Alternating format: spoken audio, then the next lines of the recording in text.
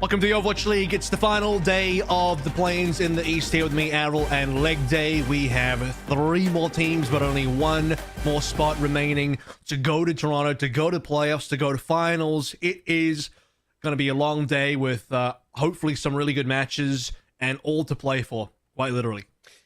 Yeah, we're hoping that today will not have a repeat of yesterday's winners bracket final where Seoul Dynasty absolutely slammed, or rather were slammed by Dallas Fuel, who 3-0'd for Seoul Dynasty. And we actually had a banger of a lower bracket final. Shanghai Dragons tried their very best to not be eliminated, but eventually the Guangzhou Charge did manage to get one out over them, and now there are 3 teams. While the Guangzhou Charge may not be favored by anyone's betting odds, they certainly are still a threat, and when Jinmu is on, Jinmu can decimate your team, so no one can underestimate them. I certainly have a lot to do today in terms of work required because they did not look good versus the Seoul Dynasty in their initial matchup. That was a 3-0 easy dub for the Seoul Dynasty. But yeah, yesterday, Charge came back, but a second wind. They looked decent. They looked strong. Jinmu the Genji was the highlight of that squad versus Shanghai. Shanghai looked better versus Dallas than the Charge looked versus the Seoul Dynasty, and yet it was Shanghai that ended up going home. So, close 5-map series that allows the Charge to have another day in the sun to see if they can get a little bit more done today. Maybe a late resurgence miracle run could be exactly what they need, but the team is certainly battling uphill. Yeah, it's going to be a real toughie. However, we've seen some interesting plays from him before, and honestly, yesterday when Shanghai managed to make Nuke Win Streak go all the way to a map 5, that was an unbelievable clutch from Shanghai, but also fumble from Guangzhou. I thought, surely this one's over. But seems like there's still a lot of camaraderie, a lot of esprit de corps within this Guangzhou team. However, like you said, the uphill battle could not be more profound when going against Seoul Dynasty, who just smacked them about and then some during our opening rounds. It was a 3-over first time around, with Guangzhou Charge looking not amazing in their first match of our play-ins. So we've got to hope there's been some significant iteration. We've seen some little wobbles and wibbles from Guangzhou Charge, with things like Jinmu playing hit scan. But when they manage to find their groove, such as returning to the old meta by having Gaga play Winston, they look a little bit more themselves. I think that's what you need to do. You need to be playing what you're strong at. You need to be playing what you practice at. Sometimes you want to stick towards the meta, but it's just not working out for you. You can tell that the Charge look way more comfortable playing into their strengths. Similar to what we saw Hangzhou Spark do earlier, and that's one of the ways to beat some of the top teams in the region, like the Dallas Fuel, who wait in the finals. We'll be playing that later today as well. Winner of Seoul Dynasty versus Charge will face Dallas Fuel, who are in wait. And, the way that Hangzhou Spark did beat the Dallas Fuel was play their strengths. Goucher, one of the top Winstons in the world, he wanted to keep playing Winston. They wanted to keep playing Dive. And, Spark and Infernal are the first 2 teams from the East that are going to go to Toronto and be in that playoffs. And with only 1 spot left to go through, it's time for the teams to maximize their efforts on this particular patch and see what kind of composition, what kind of style is going to carry them through. I think for Dallas Fuel, it's clear cut. We already know what they're going to do. Seoul Dynasty, they want that rematch, and they had still a decent look yesterday. Probably, didn't get any maps, but the individual maps were mostly okay. Very close to winning some of them. I think the look from Seoul Dynasty has been fine, but maybe they'll look forward to some adjustments today. Yeah, a couple of tactical adjustments. I want to zoom in on 2 particular words you said, which were this particular patch, because as we go over to Toronto, I do believe we're going to be moving over to a patch where Xayah is a touch more stronger, so we've also got to look to the potential future for these teams as well, and in particular, the Dallas Fuel are a team that we'd expect a lot of in a Xayah meta. Hunbin is a fantastic Xayah, and of course, the Xayah does lend itself well to these kind of hive mind compositions that we have learned to attribute very closely to Rush's teams in the past, especially with things like Sparkle's Reaper or Edison's Reaper in conjunction with those bubbles. That synergy that they have with Hunbin Xayah has been a big boon to them previously. On the other side, we have Bellosaria and Void available for Seoul Dynasty, so they've got a little bit of tactical depth in their backline, or frontline rather. Here's the journey. Winner of Game 6 ends up going to playoffs. That's all there is to it. We get to decide that today. The final day of play-ins, and I think tomorrow will also be the final day of play-ins for NA as well, so it's all wrapping up. I mean, this is the last weekend before we head over to the final stage of the entire season. We wrap up 2023, ended off in a bang. Top 8 teams in the world. See how it all shapes up at LAN. biggest event of the year, so you don't want to miss it. And there's teams in here where, you know, you can make an argument for more than one team from this play-ins bracket alone to maybe make it through to the end. However, it's only going to be space for one.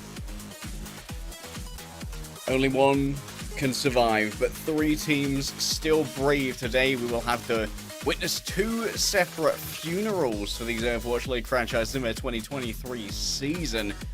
But one will be crowned with glory and sent to represent APAC alongside, as you mentioned earlier, Seoul Infernal and the Hangzhou Sparks. So head over to have a look at our first team. It's of course the Guangzhou Charge. And when I'm thinking about this team in this bracket, there's only one player that springs to mind first, and that has to be Jinmu. On the Genji, this guy has been a tricky customer, being able to bring out some amazing individual plays, but everyone from Guangzhou needs to be bringing 100% if they want to try and get one over on a team that has previously smacked them up and down the garden path. And honestly, this has been the best year for the Charge since their 2020 season when they, you know, won a tournament. They won Summer Showdown, iconic 4-2 victory in the finals versus the Shanghai Dragons. I suppose you could argue like every team kind of made it into playoffs in 2020. It was a different format back then, so hard to really call. You know, I was trying to sort of push us into a direction talking about when the last time Charge made a playoffs was. I guess you'd have to argue it was 2020, which is formerly their best year. And the only thing that the Charge missed out on this year, despite this being, you know, one of their best performing years ever in the Overwatch League, is, you know, they didn't get to go to mid-season madness. They didn't get to have a real shot at a title. And now their final shot at a title might end tonight. Well, it's going to have to end tonight with somebody making it through. They'll have to get past the Seoul Dynasty first. Yeah, Seoul Dynasty on the other side, plenty of playoffs appearances and grand finals appearances as well. This is a team that has been within spitting distance of the biggest title in Overwatch, and a player that's more than intimately familiar with that is Prophet, who of course was the winner of the first the inaugural season of the Overwatch League with the London Spitfire all those years ago. And finals MVP. Yeah, he was the Grand Finals MVP. He was everything. A lot of people would call Prophet the GOAT. Would this potentially be the first playoffs that Prophet could miss? I'm not particularly caught up on his personal history in terms of how many of the playoffs he's been to, but I'm pretty sure almost all of them. May well have missed out on 2019. I know that it was an incredibly close battle between Shanghai Dragons and London, but I think that London Spitfire did manage to win that in an 8-map banger. I believe Seoul Dynasty, if memory serves correct, they obviously made playoffs last year. They're trying to make that run happen again. In 2021, they barely missed out on making playoffs to the Philadelphia Fusion in the East play-ins, where Philly took them down 3-1. And so that was one of the few times that Seoul Dynasty and Prophet did not make it to playoffs. So playoffs Prophet wasn't a thing, unfortunately, in 2021. Let's take a look at Krillin versus Farway today, as we saw plenty of Ana. The Ana coming through specifically when you have, well, let's talk about Krillin first and foremost, trying to counter out Hanbin's Junker Queen. I think the Ana will come through again if the Dynasty were to face Dallasfield in that play-ins final a little bit later on. Krillin was going to have to pull that through.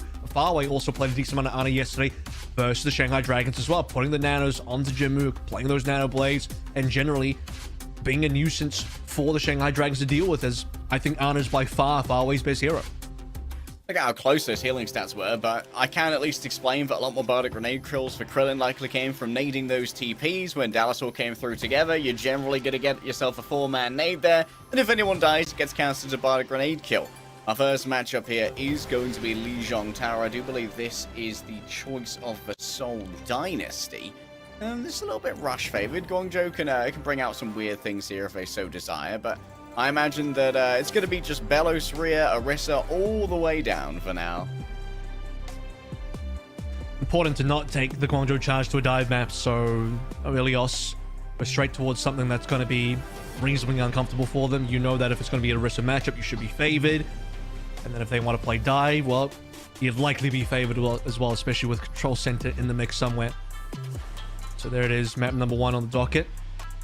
Seoul Dynasty will leave the higher seed here.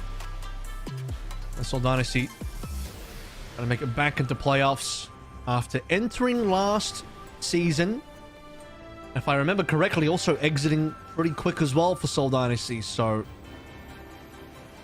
yeah. If I remember correctly, Guangzhou Charge actually put up a heck of a fight in their first map against Seoul Dynasty last time around. That was, I believe, an Antarctic Peninsula. Gaga's going to roll out here potentially on the Wrecking Ball, and it's going to be a Pharmacy in the Sky from Jinmu and Xerneas. It's old shades of Chengdu. Well, this is what you want out of Jinmu. You want him playing his best. We talked a lot about, you know, meta does exist, sure, but times like this, you need to just turn back to old reliable for Jinmu. That is going to be the fire. He's going to make one last run of it. If this is to be the Chargers' final match of the season, and Jinmu's going to pull out his number one. One last ride. Could be all that it is. Eichenwalde for now just setting up on the back of a point, teleporting in. Vague safety, but Krilling's fallen down here. And that's going to mean that Vindime has a lot of pressure on his healing output here. Maybe looking for a potential layup on some kind of environmental kill. But for now, evasiveness is the name of the game for Guangzhou Chargers. They just want to do anything except for fight Seoul Dynasty in these close quarters of the excess of damage that the Tigers have brought to the table. Prophet down early. That's going to be the number one target so far, or the backline. Somebody that's going to be easy accessible for Jinmu. And Xerneas down, things get a little bit more tricky. No more pocket healing coming through. Far away now, the only healer available. And you Charge still have to actually get onto point here and actually contest, but you got to get Bellisria down for that. And now ultimates are starting to come online for both teams. There is a barrage, but not safe to use until Xerneas is back in the pocket. Little grippers from far away, keep him attached to Terra Firma for the moment. Jinmu in the sights of Profit. The damage drop-off's going to be too much to deal with as Barrage comes on through. It might have been attempting to kill Bellisria, but with all of those cooldowns remaining, the Orisa is essentially impervious to the damage forced their way. All Jimmy can do is play the periphery and farm some EMP charge, and still no cap with Guangzhou. Well, it's just too difficult. No Xerneas is not a lot that Jimmy can do. Jinmu, rather. Jimmy, on the other hand, still waiting for EMP 80%, so need more ultimates for the Charge as well. You need to be able to force out cooldowns like the Immortality Field beforehand, and the damage just wasn't there for the Chargers. We now see the swap. Jim on Echo instead. Ooh, and fine. That's not bad. 5v4. Damage boosted stickies, more than enough to try and take him out. Eichenwalde with a critical lob right there on far away. In trouble. Has to be rather careful. Yeah, Viana going to be the most easy player to try and take out with that artillery, but it seems like Eichenwalde may well have actually been hacked out of it there by Jimmy, who does actually lose the door, may not have had the translocator available, could have been hunted by Prophet or some other force on the Seoul Dynasty. And it seems like Guangzhou Charger undermanned to try and take this one back, even more so now as Prophet cleans up. That should be it now. Gaga and Jimmy, far away, three of them. First ultimate's on board, but it's already about to be 99. Jimmy's going to have to go for the touch here. Possible play with the EMP, but he's detected. Where is Gaga? It's just going to be touch. We'll save the EMP, but who's going to go next? Gaga barely makes it in. Minefield got expended somewhere. The mines, I don't even know. I don't know. Cosmetic mines. Cosmetic EMP, potentially. Jimmy's had to go. Gaga's off the map. Can't grab back on. Terra Surge going to be channeled, and no one's willing to brave the wrath of the Earth itself. So Seoul Dynasty 100-0 in our first sub-map. I mean, most of the players didn't even get an ultimate. So, yeah, it was unfortunately quite one-sided for the Charge. I have to go back to the fact that losing Xerneas just means Charge are going to be passive. No opportunity to get too much more done there. So there's earlier moments from Prophet. This is where he lands the pulse as well onto Farway, and both supports will be down in that particular moment with Xerneas being sniped down by Eichenwalde as well. Excellent timing on that one as well. So I think what happened is Bellisria has cancelled the mines by putting the spear into Gaga mid-slam. That is the first ever time I've ever seen a javelin cancel, or just any cancel on Minefield. I think the only other way to do that would be to perfectly time a hack or an EMP. But that is actually incredible. I needed to watch it back because it happened so quickly that it was actually difficult to determine in real time. But yeah, I saw it back. Bellisria canceled the mines. That's insane. Excellent detective work, good sir. Uncanny things happening today. Prophet taken out by Gaga. Going to be the first to be uncanny things that are occurring right now. Bellisria does go low, but with covering fire from Eichenwalde, the bellicosity that is given by this Gatling gun. No one from Guangzhou Charge dare to test their metal until it is going to be missing. Jinmu playing the periphery once again as Gaga's got plenty of health to try and work with. But shield's not going to be too good for actually cutting off this ceiling, but that is a massive anti-nade. Absolutely gargantuan. He's stuck, Still though. Krillin and Vindime remain And Gaga went too far to try and chase that and actually lost track of them. Going to be a nano boost here, but it's going to be a blade as well. Look, oh, it's off the edge. Climbs back up. Who's going to be here? Nice deflect, gets rid of Indime. That was nanoseconds that Jinmu needed, and now maybe a flip. Well, the nano was what saved the day there as well. Gaga would have also been a pretty good target for it, and Gaga isolated himself by putting himself on coast. No cooldowns remaining, couldn't jump out. By the way, I don't think he had LOS. So the Jinmu clutch required. Another one of the charge looks so far that it has been pretty good. I mean, this is the look that is good. You got to be playing the Genji. This is what Jinmu needs. Oh, Xerneas. Goodbye. He is torn apart. There is barely even a memory of him left after all that. That's going to be a captive son. Solo wants a far away. Bit mean, okay? But the anti-bullying board will be hearing about this. All going as planned so far for the Seoul Dynasty. Outside of the one fight win coming through from the charge. Let's see if charge can now cycle this into an EMP. Into a good dive, Jimmy. Oh no, he's been caught. Translocates out and Eichenwalde just spots him on the exit.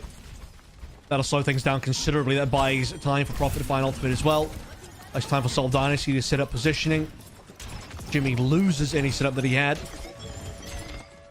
Artillery coming on in. Far away, of course. Going to be the main target. Nice rotation around the orbital pod right there. Will give over physical cover that's needed. Spear block. He's low again. Oh, man, it's getting consistently poked out before I can find EMP. He needs to not get revealed, and he needs to be able to find this EMP in time, because every single time he gets a translocate away and he's been found, it's time lost, and we'll finally be able to get in. Bellastria on the ground, just trying to hold on for dear life. The rally keeping Xerneas has gotten more ults available for the charge, and Blade being pulled here and cancelled by Prophet. He's got to shut that down. More ults being put in by the charge. They have to put in everything, because it seems like the Dynasty are not going to go down without a fight. Yeah, but greed there from Jinmu. Not rewarded. Gaga's had to use the ultimate as well, so now no Nano Blade combo, just Nano by itself. And you have to make the decision, do we put it onto Jinmu or Gaga? That was a hugely expensive fight for Guangzhou charge. Well, EMP already got them the 5v3. So, incredible amount of difficulty for the charge to secure the rest of the fight afterwards. Now trying to hold on to space despite the wall being dropped down. It's going to be Gaga pushing forward. Not been done down, so not a bad start. Eichenwalde needs to be next, but Eichenwalde will take down Gaga, so it's 4 versus 4, but no tank for the charge, and no more damage output. Prophet, Bellastria, they'll all survive. Play behind the photon barrier, and it is a successful fight. Yeah, Guangzhou charge unwilling to kite that photon barrier. And so Seoul Dynasty in that extended fight were able to get Prophet up to that level 3 beam and then just tear through everybody. Jimmy, 30% shy of EMP. We'll support ultimates online for Seoul final fight. EMP could come through, but Jimmy's going to have to be farming. He's got no time to be invis. So full front to back potentially. Window first.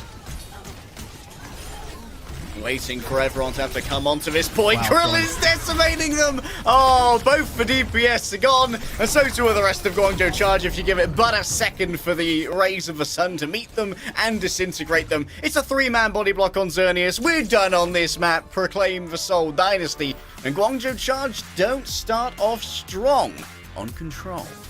Honestly, this looks a lot like where we ended the Seoul versus Guangzhou charge game a couple days back.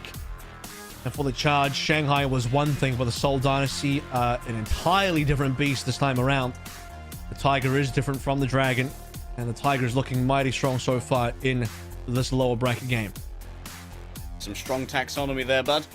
Seoul Dynasty walk away with control. Guangzhou charge left reeling. They get to choose our next map. Find out what it is after this break.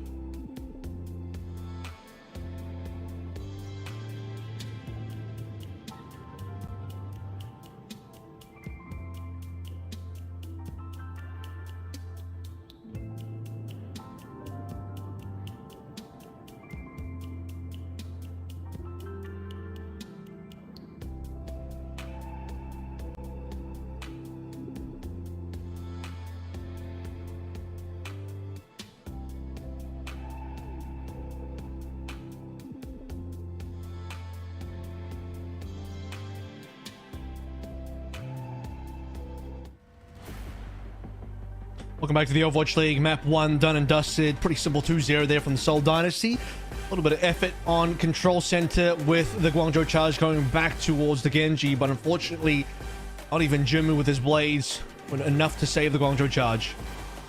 Alright, now we're heading over to map number 3. I say that because map number 2 is a very strange pick.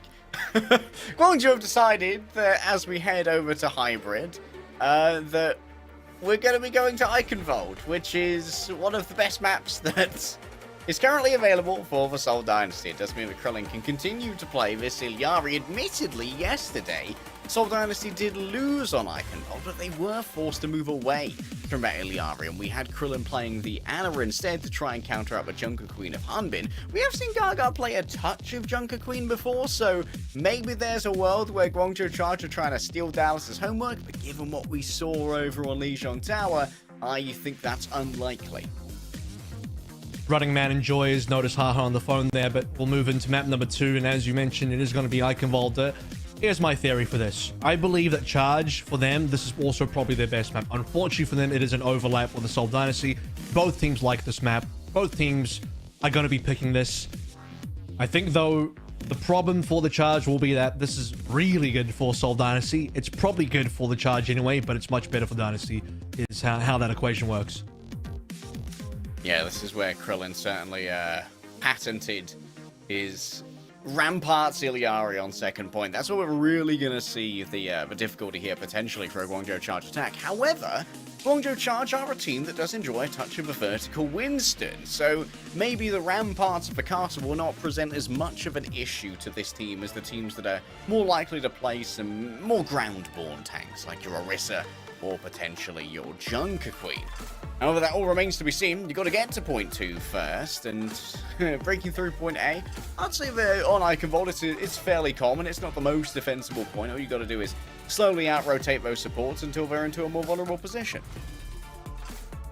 Probably going to see the Echo come through for both Prophet and Jimmu here, which means no fire for Jimmu on Eichenwalde. We'll see if Xerneas goes for the pocket or not. Typically, you see teams not go for that, but the Charge do enjoy Xerneas back on the Mercy, which has both good and bad implications. Years ago, the Mercy was damn good. Right now, though, he's caught out a lot.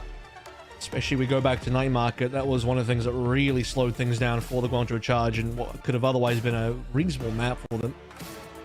Xerneas, a notable Mercy, even when Mercy wasn't meta, of course.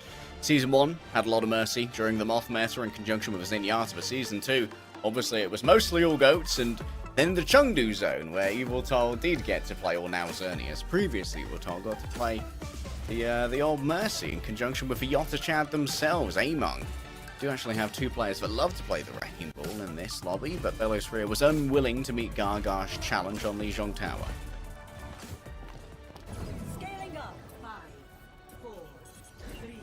Just to know, Xerneas did not enjoy the league in 2021. We did play some Mercy back in 2018, which is true. There's going to be Jimmu on the Echo.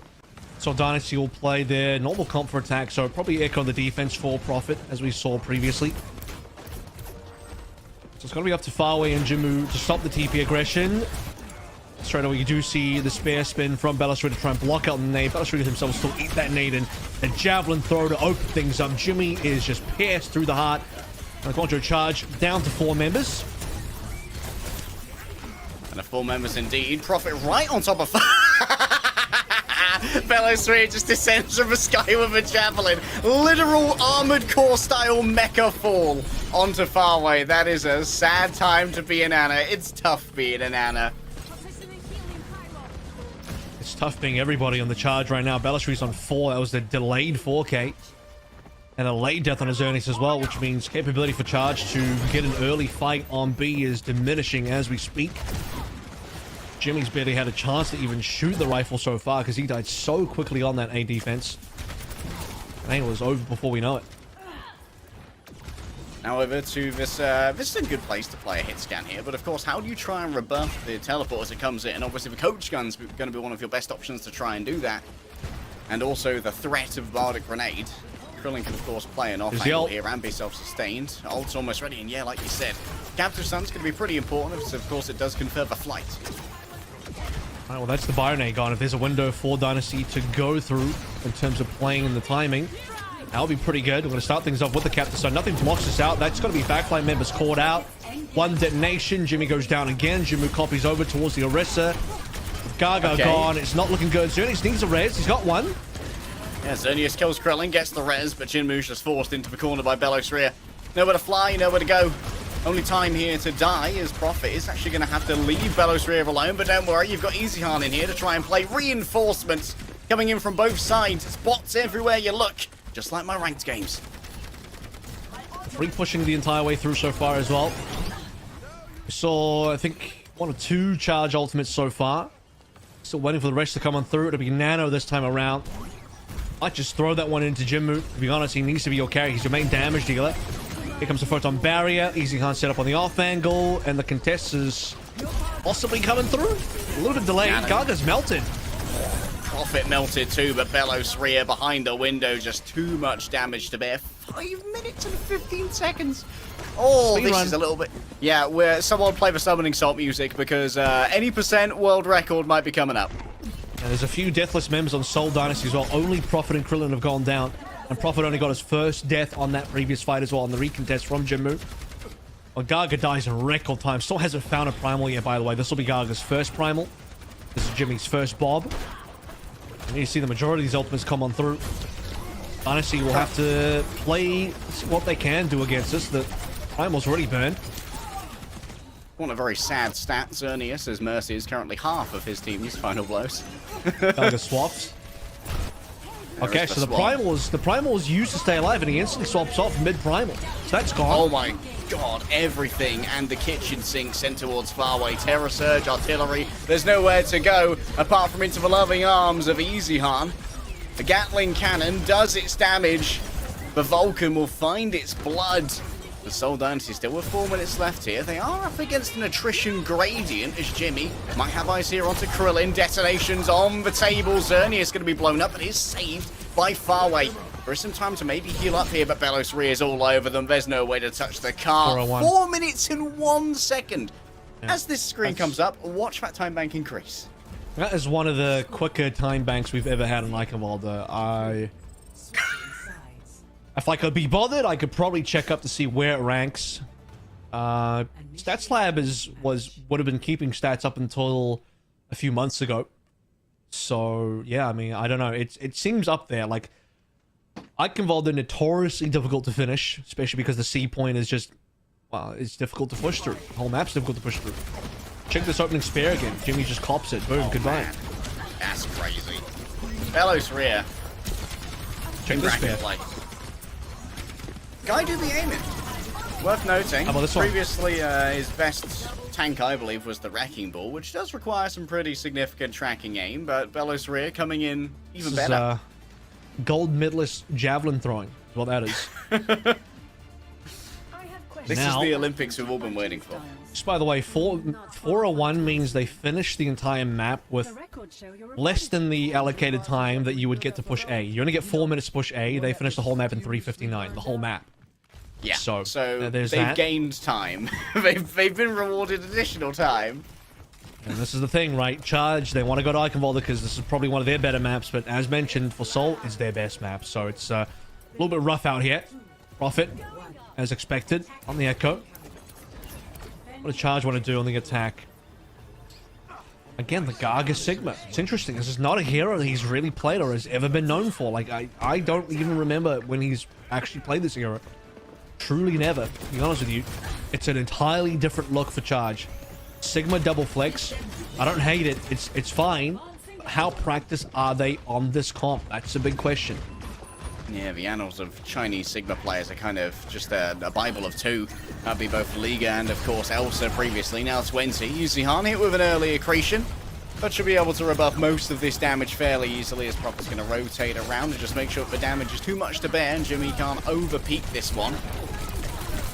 We're playing the periphery, and there is going to be a touch of punishment. Seoul Dynasty are starting to get low with Indime down. This could be overwhelming. Just for slow push here from Guangzhou Charge was enough to just make sure that Seoul Dynasty's healing couldn't keep up. Wow. Not bad from Charge. Hey, if there's a hope in hell for them to actually get through the map and challenge this time back, good opening cap's going to do it for them. That was actually quite impressive, Seoul Dynasty. Everyone's finally died. Everyone's no longer deathless on the Seoul Dynasty, or the 3 members that were no longer. See what Jimmu can do on B point as a Sombra. Classically the Sombra player for Chengdu Hunters back in 2021. Jimmu, okay, well, classically dead right now for this fight. It messes with your head a little bit when you see the healing pylon get destroyed as Sombra. You're like, oh, my translocator's gone. Oh, wait, never mind. Just a little bit of a moment, which can mess with you a little bit. But that healing pylon is putting plenty of healing out onto Gaga, and the remainder of Guangzhou Charge's squishies. Bob's almost going to be available. Prophet, eyes on the squishies, moving on into them. Sigma copy here. There's going to be a lot of AoE on a bunch of players in a tight space, but the counter accretion. Oh, it's like the good old days, Avril. Do you miss Orisa Sigma? Thankfully, there's only one shield now with that combo in Overwatch 2. For Seoul Dynasty, it'll just buy them all the space they need to put the damage in. That was the only ultimate required as well for the Charge. Nothing to really defend with. The window was popped by Xerneas there and well easily pushed into by the Seoul Dynasty. And here comes some of the key issues for the Seoul Dynasty. Oh, sorry, for the Guangzhou Charge, given that they can't really access high ground. Okay, you'll hit that at the sun, but you need to be able to find the detonation, and unfortunately, it does not connect. Oh, that does though. Eichenwalde taking out multiple emplacements, and both the supports using the momentum of the mortar to move on forward and just tearing through the Guangzhou charge. Unfortunately, Farway used most of his flight to get up over that wall, so couldn't stay airborne for long enough to actually detonate Vindheim after giving him the Sunstruck effect. The best constructible destroyer in the game, Bastion in artillery mode. Also flying 2 players along with all the destructibles. Charge is still stuck in the portcullis for now. And that, you know, how do they push? They have no sim. They have slowly walk. Are you really going to challenge in a brute poke-to-poke fight? Jimmy at least takes profit down, so that's one part. Gaga dies to his own hyperspheres. Oh, it's a Shakespeare, absolute cinema. It's a tragedy. It's not absolute cinema, it's absolute theatre, because I am witnessing true tragedy for Gaga there. Farway is at least admittedly flummoxing Belosria's aim here, and he might be punished for this, but it seems like Krillin is going to be coming in to rescue with the combination of the pylon and the healing. Back to square one. Chargers desperately need us, and they need something to get them around the map because they are being rotated into at every point. Belosria is going to be there no matter what.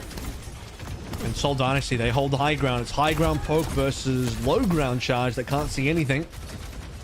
And once again, they have ult, but where do you play these ults? It's not like you can just window on the ground. You're not going to see much. All you're going to see is Zern here. It's just getting popped by Eichenwalde. Seoul Dynasty fans love to see it. Oh my goodness, the absolute A10 Warthog play from Eichenwalde. That's one for my military aviation enthusiasts. A10 Warthog go burr. It do go burr.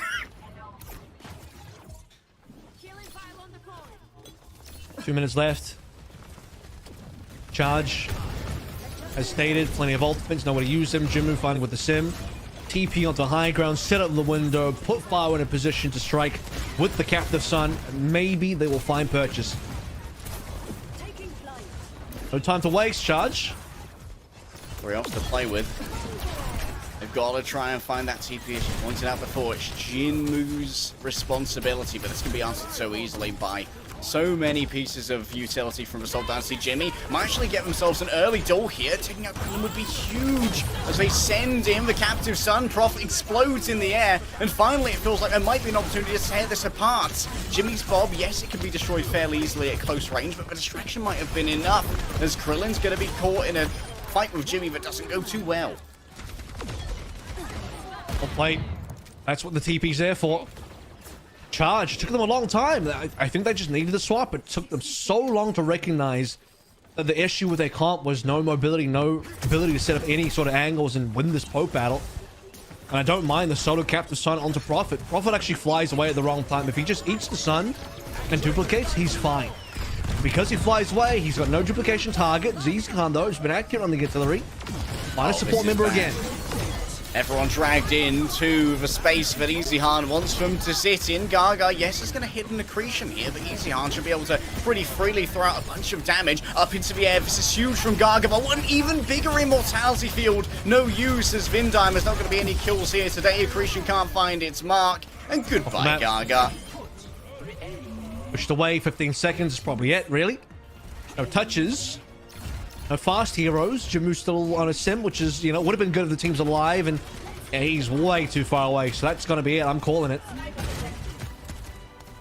Yeah, that one's called. Jimmy may have turned up on the Widowmaker, but can't do anything here. Seoul Dynasty, on their signature map, continue to be an absolute powerhouse, and it's a mindful of what-ifs for me, Avril. Like you said, they realized so late that they needed the mobility that a Symmetra would bring to the table. How can you play the Sigma crazy. when the Yeah, it's I hate to be that guy. I hate to be the guy, but it's crazy, but I noticed it straight away. I don't know why it took Charge 3 minutes to notice that. Yeah, why isn't Avril on Guangzhou Charge? That's crazy. They do have a coaching slot open, I want to say. Yo! There is a... Hit up your boy! For one more map. I'll coach you for one last map. Sign me up. Thank you so much for lending me your brain and Lamborghini yesterday, Avril. Single match coach. Here we go. Oh, we'll be back after this break.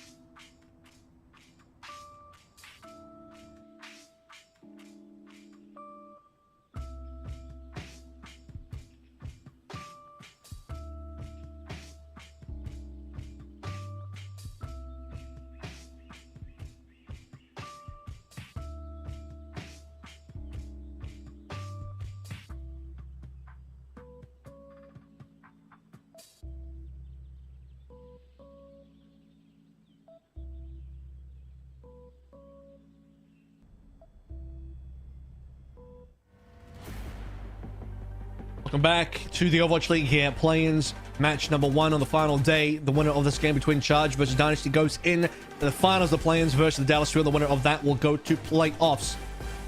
So, the road has just gotten exceptionally long and difficult for the Guangzhou Charge. For Seoul Dynasty, they are 1 map away from getting that rematch versus Dallas.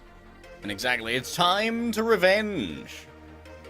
That is what is on the mind of Seoul Dynasty players and, of course, fans. Yesterday was it was competitive for the first 2 maps. For the last one, less so. And I'm sure that Seoul Dynasty feel like they definitely could have done better than what the scoreline yesterday did betray of them. But standing in the way is the Guangzhou Charge, if barely a bolstered facade of resistance that's been put up at the moment. Still, they have won a couple of Flashpoint maps, which makes it one of their most successful map types thus far. And as we go to Flashpoint, while the map choice may be cosmetic, it's still a little bit heartening, maybe, for Guangzhou Charge that we get to pick where we go. I'll tell you what, though, at least they've been good on Flashpoint. This has been, honestly, the best game mode. They were actually kind of undefeated on it for a while as well. They were taking down teams on this particular map, including Seoul Dynasty, I believe. Actually did lose this particular map to the Guangzhou Charge, not in the play-ins, but in our knockout stage.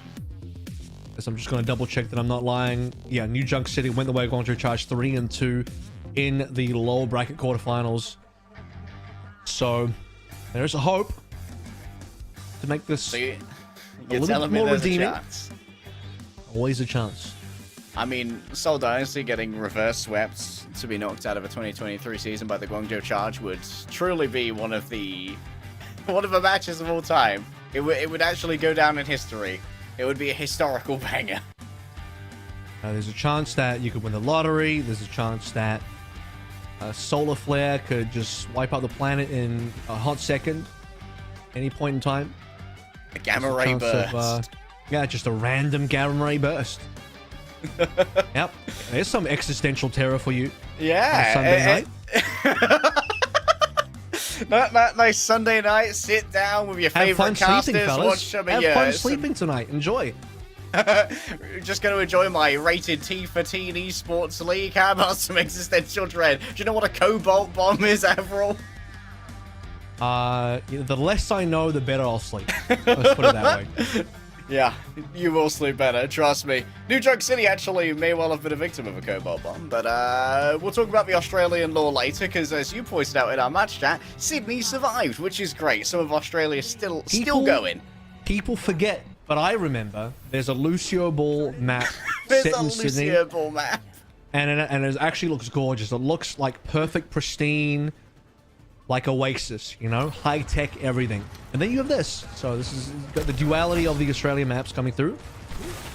Gaga on the Doom. Look, I respect it. If you think Easy Han's going to go Bastion, which is very likely, you play the Hangzhou strat, which is put your tank on the Doom. Yeah, this is, like you said, what the Hangzhou team previously theory crafted. Why not steal their homework and try and make it work? However, an early spear there onto Gaga means there's no opportunity to power block, and he's lost too much health by that point anyway. Guangzhou Charge are in a desperate attempt to flee, and you know that Bellows 3 is not going to be allowing that. Get back in there, my team aren't done with you there. I'll see you later, Buster. Truly is the opposite of the ability of come over here that the Roadhog has. It's Get over there. Get away from me, and also get back to the spawn room, ideally. Remove yourself from my presence. No. Please exit the premises in an orderly manner. Orisa pushes away the unwashed masses. We've got Chargers previewing the next patch. Live on air. Oh, true. Gaga Zarya. We saw the Gaga Sigma today. We got the Gaga Zarya. He's going to go through all the tanks available. Gotta get the full set. This Maybe is a actually couple of what the rumor next meta is, by the way. Zarya, Yeah. a little bit of Genji, possibly the Reaper in there as well. Maybe some Guangzhou Soju. Charge have been, they were so confident they were going to win, they've been scrimming, oh, never mind. Zernia is taken down by a combination of Dying to turrets the and a Sim beam. turret is interesting. Yeah, I think there was some other damage coming through as well. Nice eat there as well, coming through onto Farway. Down into the Crucible and quickly ejected. Gladiatorial arenas are no place for snipers. Dynasty will get that done in short order. 1 ultimate spent. 4 more coming online. Jimmy now on towards a Soldier, on to a Sombra. Gaga, no swaps. I actually think the Winston is... I would like to imagine it's fine this matchup because we've seen Mew succeed on that on Poker Face. We've seen Gooseray succeed on the Winston as well on this particular map. You already have Vidana. You already have the nano boost. You already have a dive composition. This has definitely got to be the nano blade. Vindime's ready to counter those. So here it comes. Nano blade straight over onto Profit. The MO isn't there in time. Jinmu's taking it down. Easy harm. Next up, that Ironclad is a little bit wacky to deal with. Now with Vindime in his sight, surely this is going to be a cap. Oh, man, Gaga still managed to take someone out. Or at least been taken out by one of those turrets. I see them coming as well. Jinmu can't take it out through the spear spin here. Oh my goodness, Belos Rhea refuses to fall down and die from the spawn itself. Potentially Profit sends in even more. And this means Vindai and Belos Rhea can just play this slowly. Sony has been taken out as well. Belos Rhea is a beast. There's no other way to say it. Yeah. Profit playing the Abatha role. If you know, you know. That's a throwback to a different game. Is that a hot reference? He's doing... No, don't give it away to the audience. They have to know to know. The people that know can feel proud of the fact they know, and the people that don't know, well, you should have just known. So know next time. As Prophet, yeah, he's basically placed from the grave. The Sim turret kills Gaga from the grave. He'll send out a wall from spawn. EMP catches how many? 3? Not bad, but the ammo field's there. Immo field put out in advance to actually answer the Bardic Grenade. Jinmu has to worry about those beams, and Belos Rhea still alive on the point. You got to remove him sooner or later. I know you don't want to deal with the horse, but the horse wants to deal with you. Jinmu starts to just manage to chain together a bunch of kills, and finally we're going to get our first Guangzhou charge cap of the map. It's the Jinmu map. It's the Jinmu hero. Genji great on New Junk City. Great on both, I think, the Flashpoints. I think specifically good on New Junk as well. So many points that are just fantastic for the Genji to dive around in terms of geometry. See how long they can hold this for. By the way, your grab can be eaten away by Belos Rhea, so got to be a little bit careful with the timing of that ult. If Belos Rhea eats this grab, I'm changing my roles now. Spare spin's gone. And this could be an opportunity here for Gaga. But remember, it's going to come back real soon. That's going to be the artillery right there. Another spear spin used. This is an opening, but you don't need it when the nano blade is going to be elsewhere. Vindime tries to play the edge. But when you go to the edge, Jinmu just drags Guangzhou charge back. The trust in Jinmu on this team is unreal, but it is paying off for them. It's paying dividends, in fact, and able to get the late kill to Belos Rhea there as well. Nice pull into spawn by Krillin. Wow. Good swap. That saves Belos Rhea's life. But is it going to be enough for Dynasty to touch? Easyon has to go for this touch, so it's still difficult. We're not out of the waters just yet for Seoul Dynasty. Oh, Eichenwalde forced to recall as well. Great edge play there from Guangzhou charge, and now we are going to be rushing over potentially to, it's to Refinery. So both teams are about equidistant from this now. There may be some skirmishing on the way. Yeah, I was going to say there could be a possible fight happening. If Dynasty are going to rotate down to Ducks first, I think they're going to have a slow rotation, whereas Charge get the more straightforward rotation. Dynasty are definitely going to be late here as Eichenwalde now goes over towards the Soldier, not feeling the Bastion anymore. Possibly feeling the effects of the fact that Jinmu on him with the deflex ready to go is just really annoying to play into. Trying to cover that doorway there, using the teleporters, just drawing some fire using it. This Prophet will move over onto the point. Remember, dislodging the arrest from here, not ideal. That's going to be the Graviton Surge, but no one's going to be falling for that. Vindime simply shields everyone up, makes sure there's nowhere to go, but into the Terror Surge. Gaga falls victim. Until Dynasty clean up. The EMP just wasn't there that fight. Jimmy was a little bit off, couldn't quite use it. I think once you see the grab come through, Vindime has the counter beat ready to go, and EMP would be beautiful in that scenario, but it's too far away, as were the rest of the ultimates. No nano, no blade, and that's been the prime combo for Charge to find a win so far. Gaga's got to go back to the Winston, and you know, as I said earlier, I think the Winston is generally like not bad here. We've shown from plenty of other Winston players that you can make it work on this map. If you wait up on the EMP here, it can cancel the photon barrier as well, but they don't want to wait. They just want to go straight for the gold. However, Jinmu having trouble finding targets. The kite is strong, and the re-engage is even stronger from the Seoul Dynasty. Both the DPS of the Guangzhou charge are slaying a mess with Gaga's momentum as he tries to disengage, and 69% it's going to be a nice recap for Seoul. It's just really tough for Jimmy because he got spotted really early. He got revealed and Dynasty knew he was there, so they could prep the Immortality Field. They could prep for the supports to hide away and not be caught by the EMP, so only the front line got caught and they were saved. Both supports were able to pump in healing with all of the bursts available because none of the cooldowns had to be expended yet. And Jimmy was not able to power his way through. He also didn't get a nano in that fight, so okay, that maybe is not the best from Charge. Unideal. Gotta run away as fast as possible, but you can't have gravity aid you when the damage is this high. Eichenwalde takes out Gaga, and this might actually be a brutal stagger for Guangzhou Charge now that they don't have a Lucifer. Vindime can just chase them down. Match point. The map itself and the series. Eichenwalde ready to overclock this into victory. Farley can only just drop this nano properly onto Gaga here. Not really the other two good members unless you're trying to save Xerneas from dying. The rally is going to be there. Seoul Dynasty, as you'd expect, first onto the point. Charge might have to just burn the nano straight away to even contest.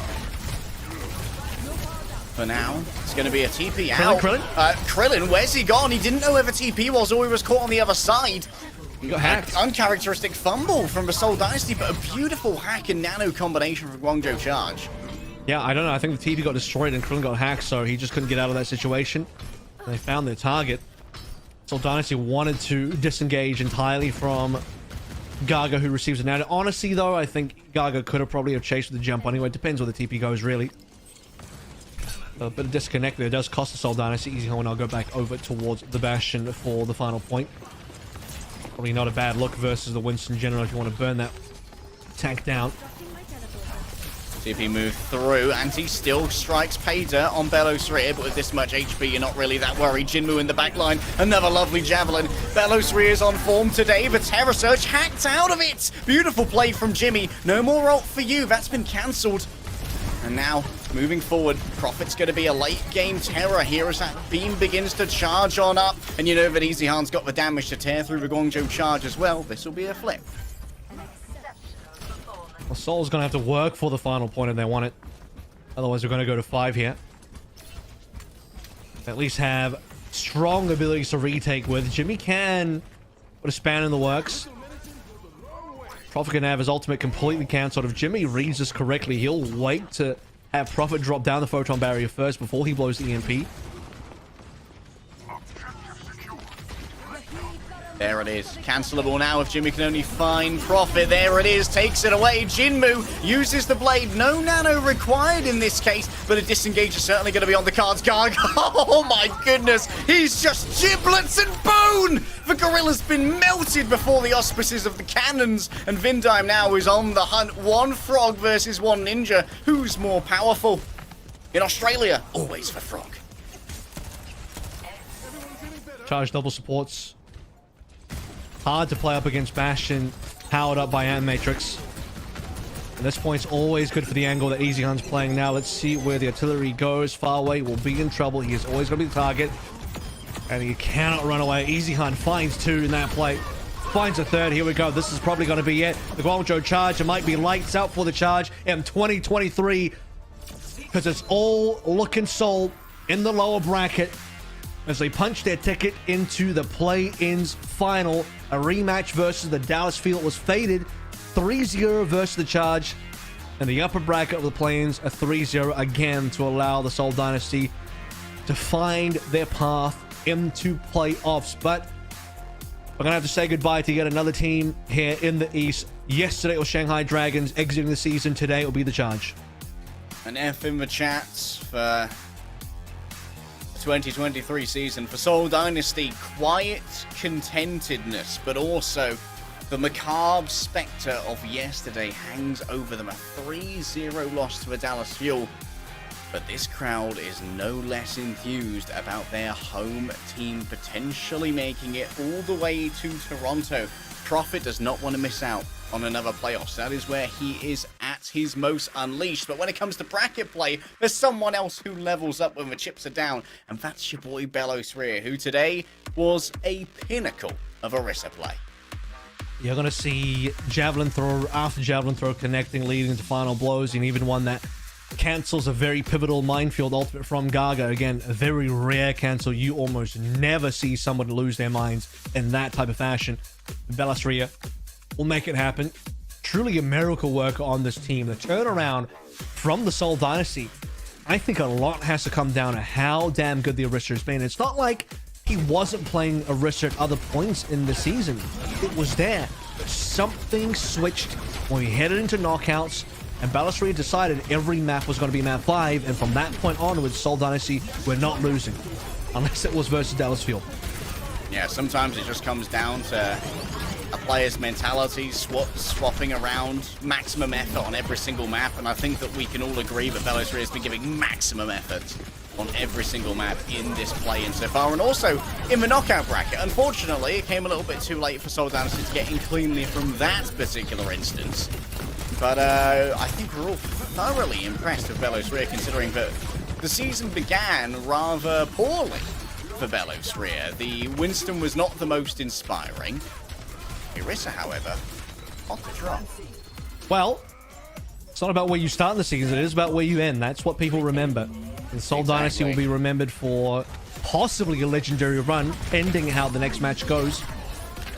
The Belastria will try his damn best, and this is what the Seoul Dynasty have needed, right? You can't just have a team that has been solely reliant on one player, the Big P himself, to be able to carry through every single time. Other members got to step in, and right now, when it counts, deep into the season, where all chips on the table, the tank play on the Orisa is doing God's work. They say failure can make someone stronger and smarter. For the Seoul Dynasty fans, they're hoping that's going to be the case with yesterday's upper bracket final. Dallas Fuel managed to smack about the Seoul Dynasty, and Seoul Dynasty must have some thoughts about what's going on between these two matches. Having managed to gather themselves after Guangzhou Charge, we should have ourselves an interview rather soon. I do wonder who from Seoul Dynasty will come forward to talk. Unknown, take us through it.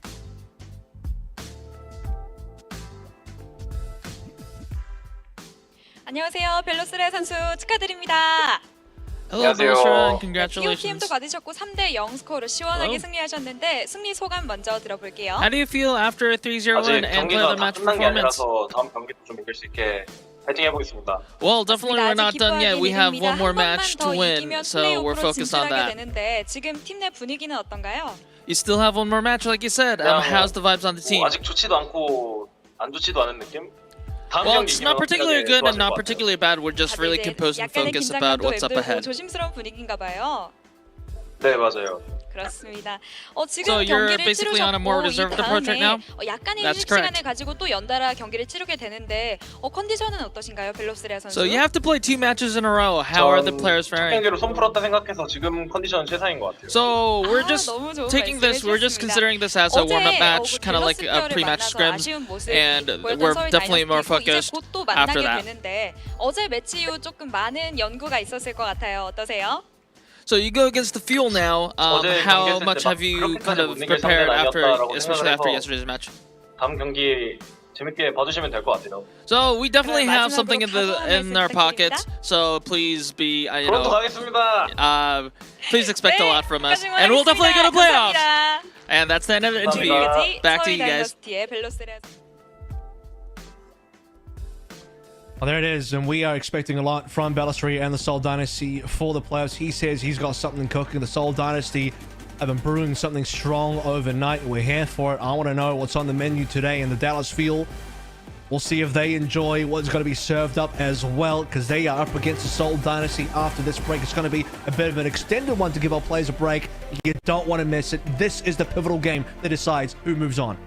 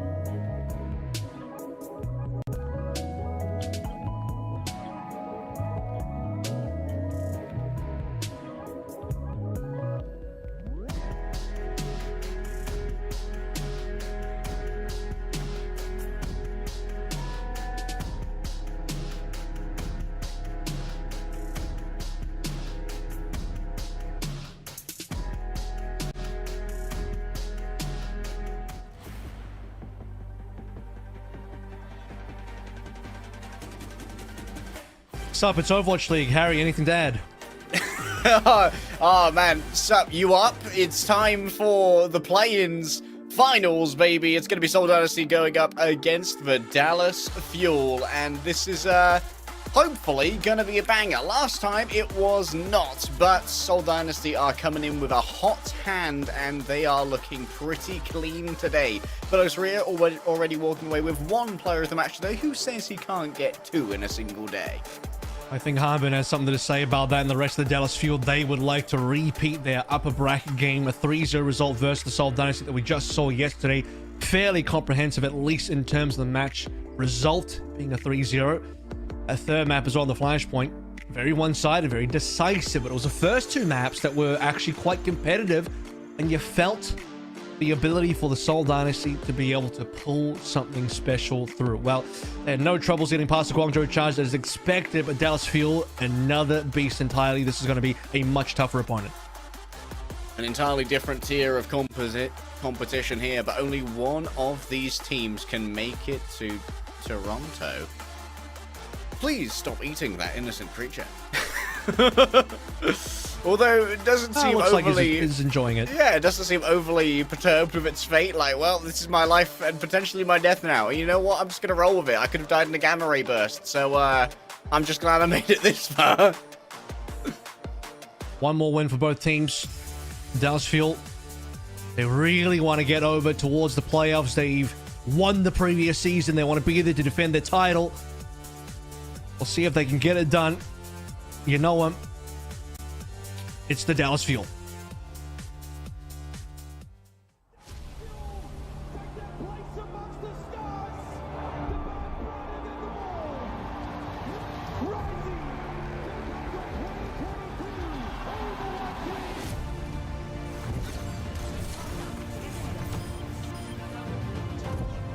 Mode, and it feels like Simprisa are just defaulting through that far too quickly. Too slept. Ungodly connection there with the Rampage, and Harbin, he's come up with the goods again.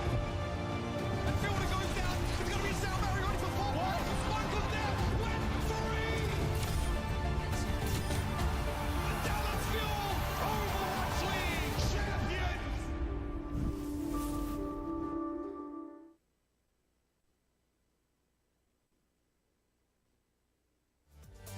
Reigning champions with their playoffs in peril. Still, Dallas Fuel are the favourites coming into this. It's difficult to argue otherwise with a 3-0 victory yesterday, which looked like an absolute smacking of a Seoul Dynasty. And when it comes to this team, there is one sign ashore that rises above all others, and that's Hanbin on the Junker Queen. This guy is crazy on a plethora of tanks, but for Junker Queen it feels more than any other. Few other players have expressed the mastery of a character to the degree that Hanbin has on the Junker Queen, and it's been a central element to Dallas Fuel's late season dominance.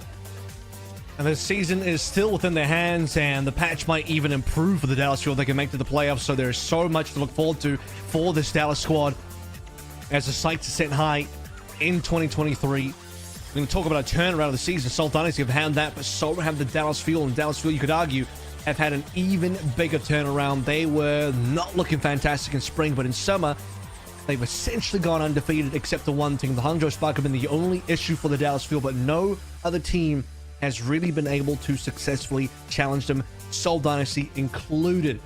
As the last match they played was a 3-0, and the final match they played before that was in spring stage. So, trying to remember the result. Maybe Seoul Dynasty actually won that, but that was so long ago in a different patch that both teams played so differently and had their struggles of their own in spring. But in summer so far, on this resurgence for both teams, Dallas have been on top, and they got nothing to change because they know what they've been working on, what they've been working with has been succeeding. It's up to the Seoul Dynasty, based on what Bellatori was saying in the interview, to find the counters, to find the counter comps, to find the ability to get past the Dallas Fuel.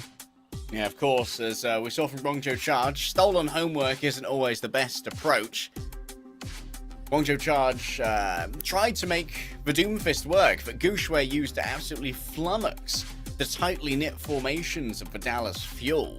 when Hangzhou Spark defeated them most recently, but it isn't always an easy go-to. Admittedly, going up against Belos 3 as a wrestler was a slightly different beast for that Doomfist. Still, for Dallas Fuel, there's no need to change what you're running until Seoul Dynasty prove that they are effective enough to stop it from being just an easy win. Dynasty warmed up. Fuel are prepared. They watched that last game. Realistically, they're seeing the same things out of the Seoul Dynasty so far. Gotta be careful for surprises. They noted the surprise of the Prophet Fire on Lijiang yesterday. Got past that. Remember, again, it was a 3-0, so what bits and pieces that the Seoul Dynasty did have prepared specifically for Dallas did not find purchase in yesterday's game. Don't talk about We'll it. Don't take look at that. it. We'll It take doesn't that. exist. We'll take that. All good. All I would good, take it as well. Jules would say.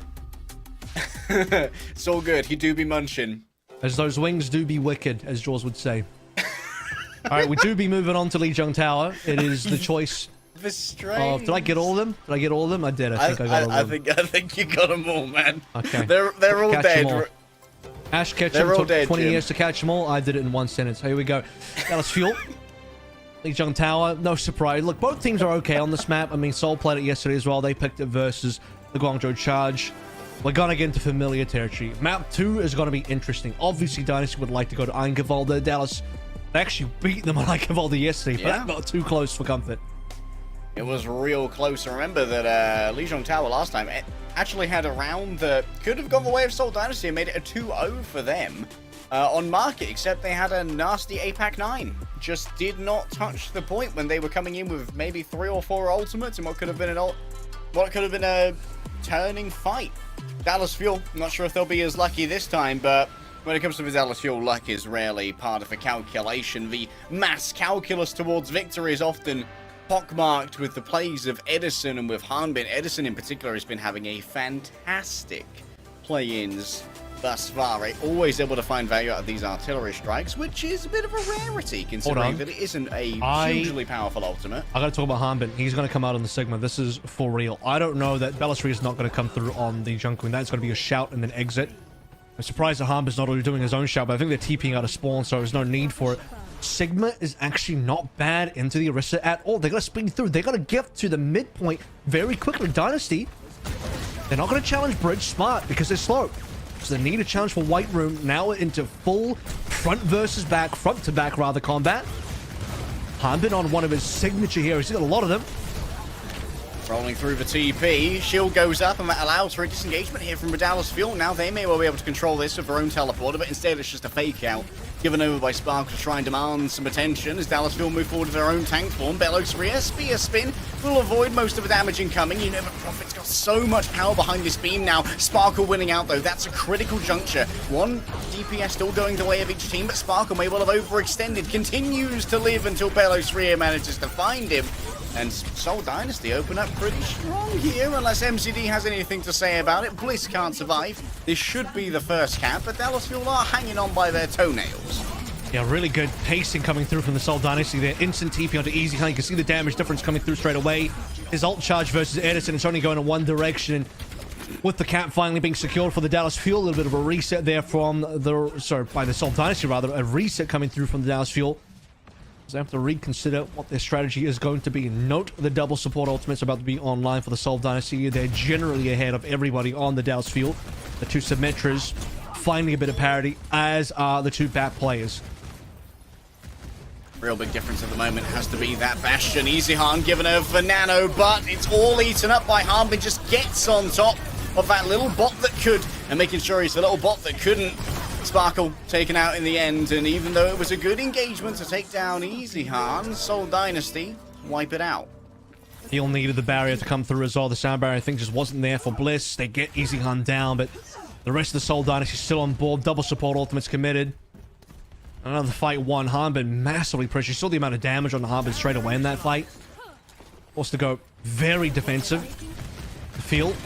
Gonna move quickly onto the point. Straight away, here we go. Wall versus wall.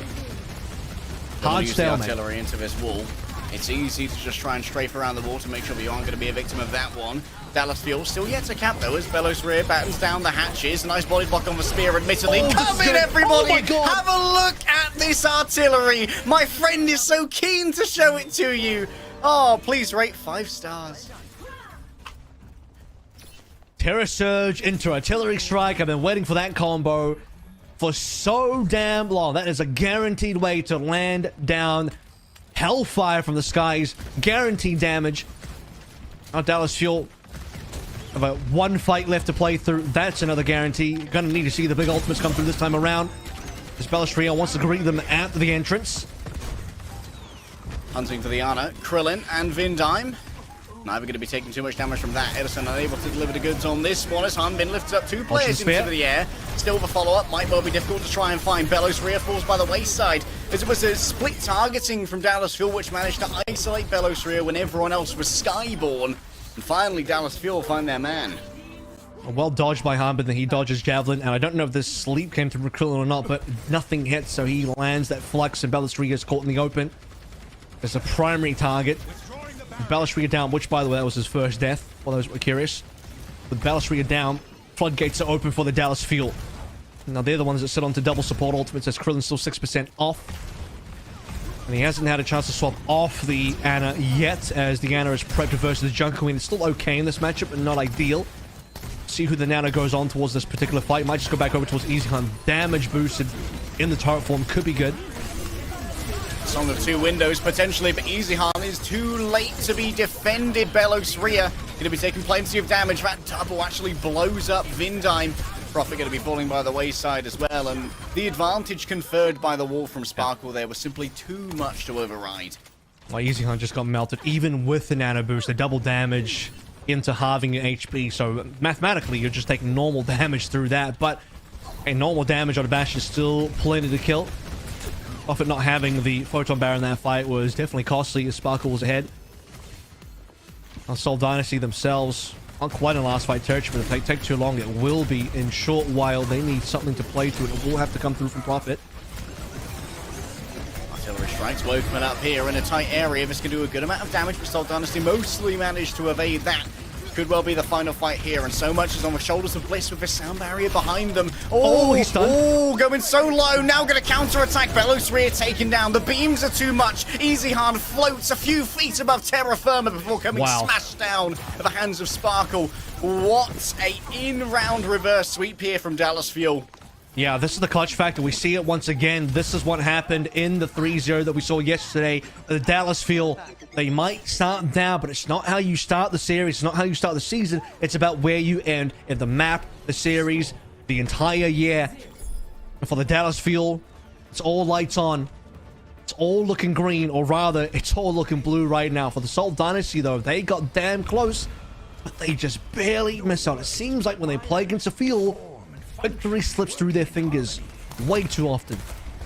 All systems go. Here's a quick replay. Having a look at Edison. This may well be the evaporating of Belos rear. Indeed it is. Yeah, this kill is huge.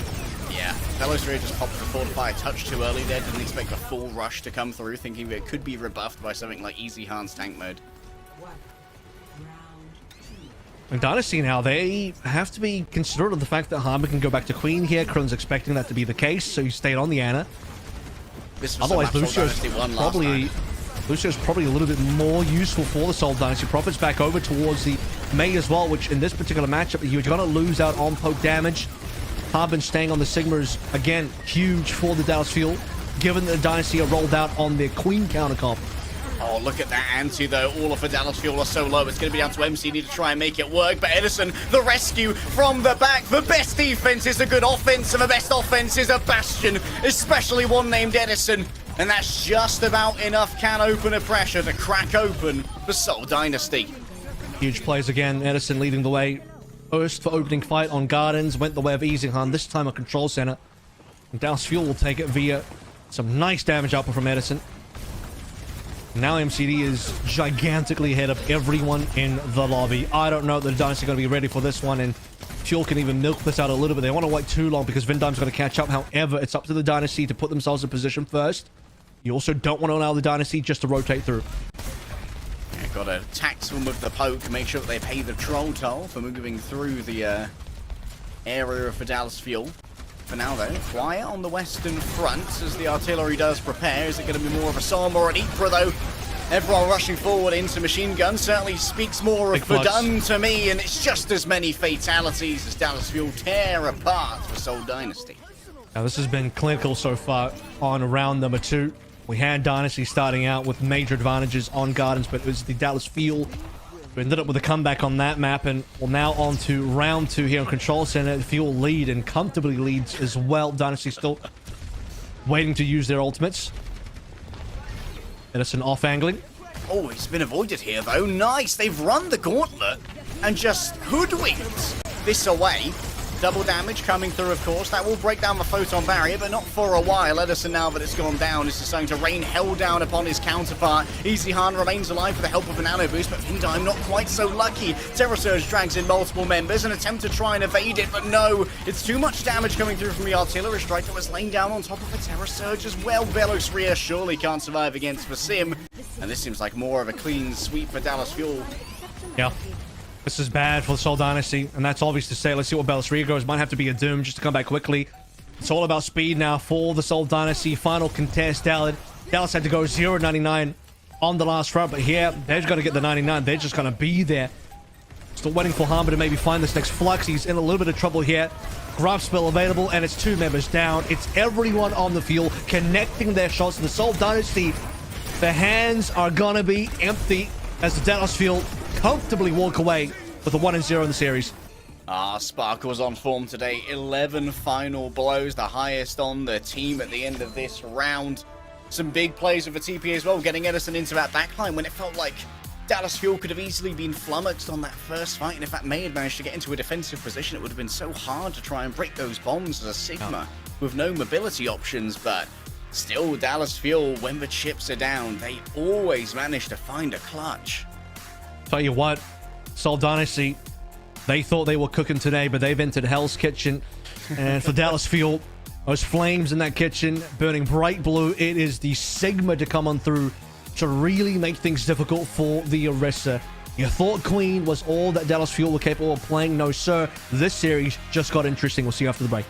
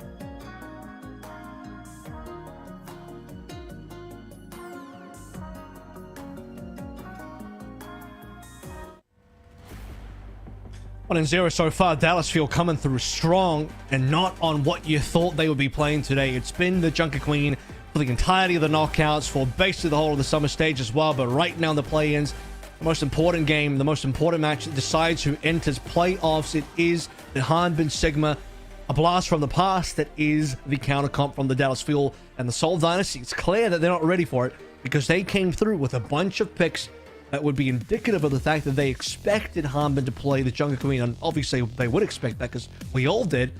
And Seoul Dynasty, they did not adjust. I mean, Belos Ria, during the post-game interview, said that they were cooking up something to try and deal with the Fuel. Maybe we were looking in the wrong direction. Maybe it wasn't Seoul Dynasty who were going to change their comps. They were actually going to log into Hanbin's account and disable his access to Junker Queen. And Hanbin just said, you know what? That's fine. My plan B, just as good as my plan A. And it feels like the Sigma does a lot, especially with the Ana in the meta as well, to try and block off healing from Belos Ria and make them a lot more vulnerable. Seoul Dynasty actually need to swap their comp once they see the Sigma. That's the problem. Eichenwalde was a good map for them yesterday as well. They lost by very fine margins. And realistically, this should be, if there is a map in the pool that Dynasty should be confident on that they can actually take away from the field, it should be this one now. Granted, I think the likelihood of going here is going to be high. It is the guarantee map choice if Dallas Fuel win map number 1, and well, they win it strongly enough that now the Seoul Dynasty need to lock in. You have to remember, this is a first to 3. We're not going to 7 here. The series could end quick if the Seoul Dynasty don't start pulling together now. Yeah. Especially if you're shell-shocked going into Flashpoint. One early mistake. You let Hanbin get set up on the defense. Man's not going to let you get through that blood doobie cooking on the tank. This has to be the turning point for Seoul Dynasty, where they dig in their heels and say that we refuse to have our 2023 season drop from our hands, have our joy turn to ash within our mouths after the smacking that they gave the Guangzhou Chargers. Thought, hey, we're going to come in warm. We're going to get ourselves a banger of a series, and I'm still dreaming of it. The Seoul Dynasty need to make it real. Now the mind games can begin because Dallas Fuel can come through in anything. They've shown the Sigma. They've shown they can win on the Sigma. They can show they can come back on the Sigma as well from a 0.99. As they defend first, Dynasty have first choice in terms of counter swaps. They will spot the Hanbin, Junker Queen. Krillin will go back towards the Ana.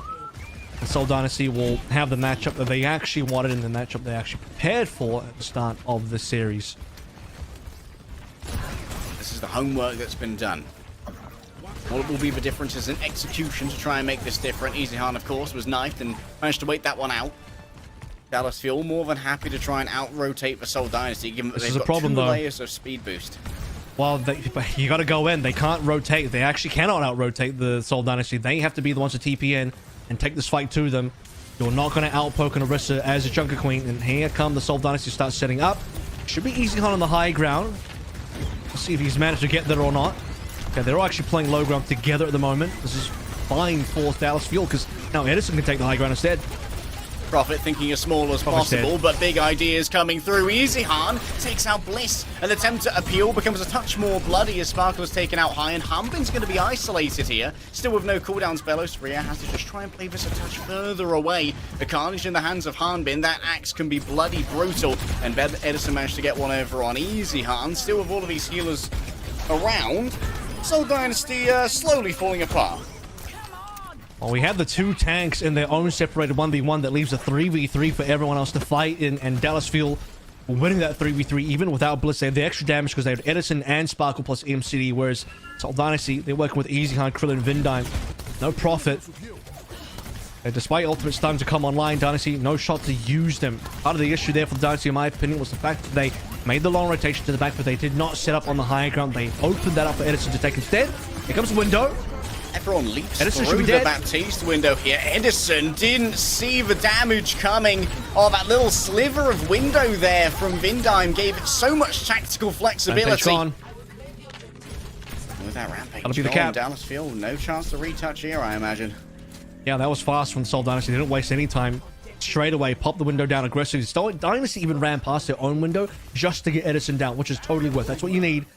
But here comes the Sigma again for Hanbin. It's the swap. Dynasty were not able to handle on Lijiang Tower. Krillin's got a nano in play. He'll probably look to swap off, you'd hope anyway, away from the Ana after this. Most of what Ana can do gets blocked out by the Sigma, so not the most ideal pick. And on the defense as well for Dallas. This is a decent look because you got a lot of range to play through. You start on the high ground. It's Dynasty that have to do something about it to push you off.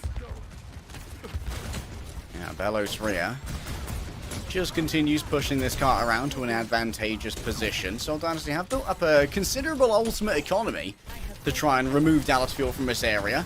It's a first level TP, not taking a direct battle, instead giving over a little bit more cover to Eichenwalde and maybe some chance to recover resources. And look at this, Dallas Fuel also moved backwards, so it's going to be a narrow bridge play as both teams will set up. Payloaders, actually no, they're going to probably TP. They're looking like they want to TP across to the high ground above Dallas Fuel. They're giving that up for now. A lot of options available. While Seoul Dynasty are deciding, it's just going to be Edison coming through. This could be huge. Does a lot of damage. Small room, big pain, and even bigger now. Hello, that's a Belos Rhea. Where did it come from? However, this play has had a worse end than the 1930s. Dallas Fuel destroy it. It's one of those classic Terror Surge TP plays. Unfortunately, though, Dallas Fuel, they'll react. They have their own ultimates. Very difficult for Seoul Dynasty to TP around them to, as expected. Krillin will now swap over. Larry's fine. If you actually want to play for poke here, now your poke will definitely be stronger. Fuel have the better rotations with both Sim and Lucio, better defensive ultimates. I want to talk about offensive play. Krillin will have that unlocked. This is his map to play the Alari on. The difficulty for the Dynasty still is in rotations. Eichenwalde probably needs to open up this fight next. He has to play the artillery to dislodge Dallas Fuel, make them shuffle around on the high ground a little bit. Offensive play here in conjunction with the wall. Eichenwalde never stood a chance. For support behind Edison is just too much. Still, Seoul Dynasty do squeak a couple of additional meters out of it. However, it's only a consolation prize as their time continues to dwindle. And Dynasty can only counterplay that by having their own TP and ready. Is Krillin going to die here? No. Bliss needs to actually make sure he doesn't get caught. That would be really bad for the Dallas Fuel. Now with Flux available, I mean, things just get tricky. Dynasty, if they TP into something, Humby can instantly Flux, and unless Belos Rhea can spear him into a wall and cancel it, Flux will destroy any sort of TP play available to the Dynasty. And I like the tempo from Fuel as well to say, look, if Dynasty are going to mess about and not play this game quickly, we will find the opening play first with an aggressive TP.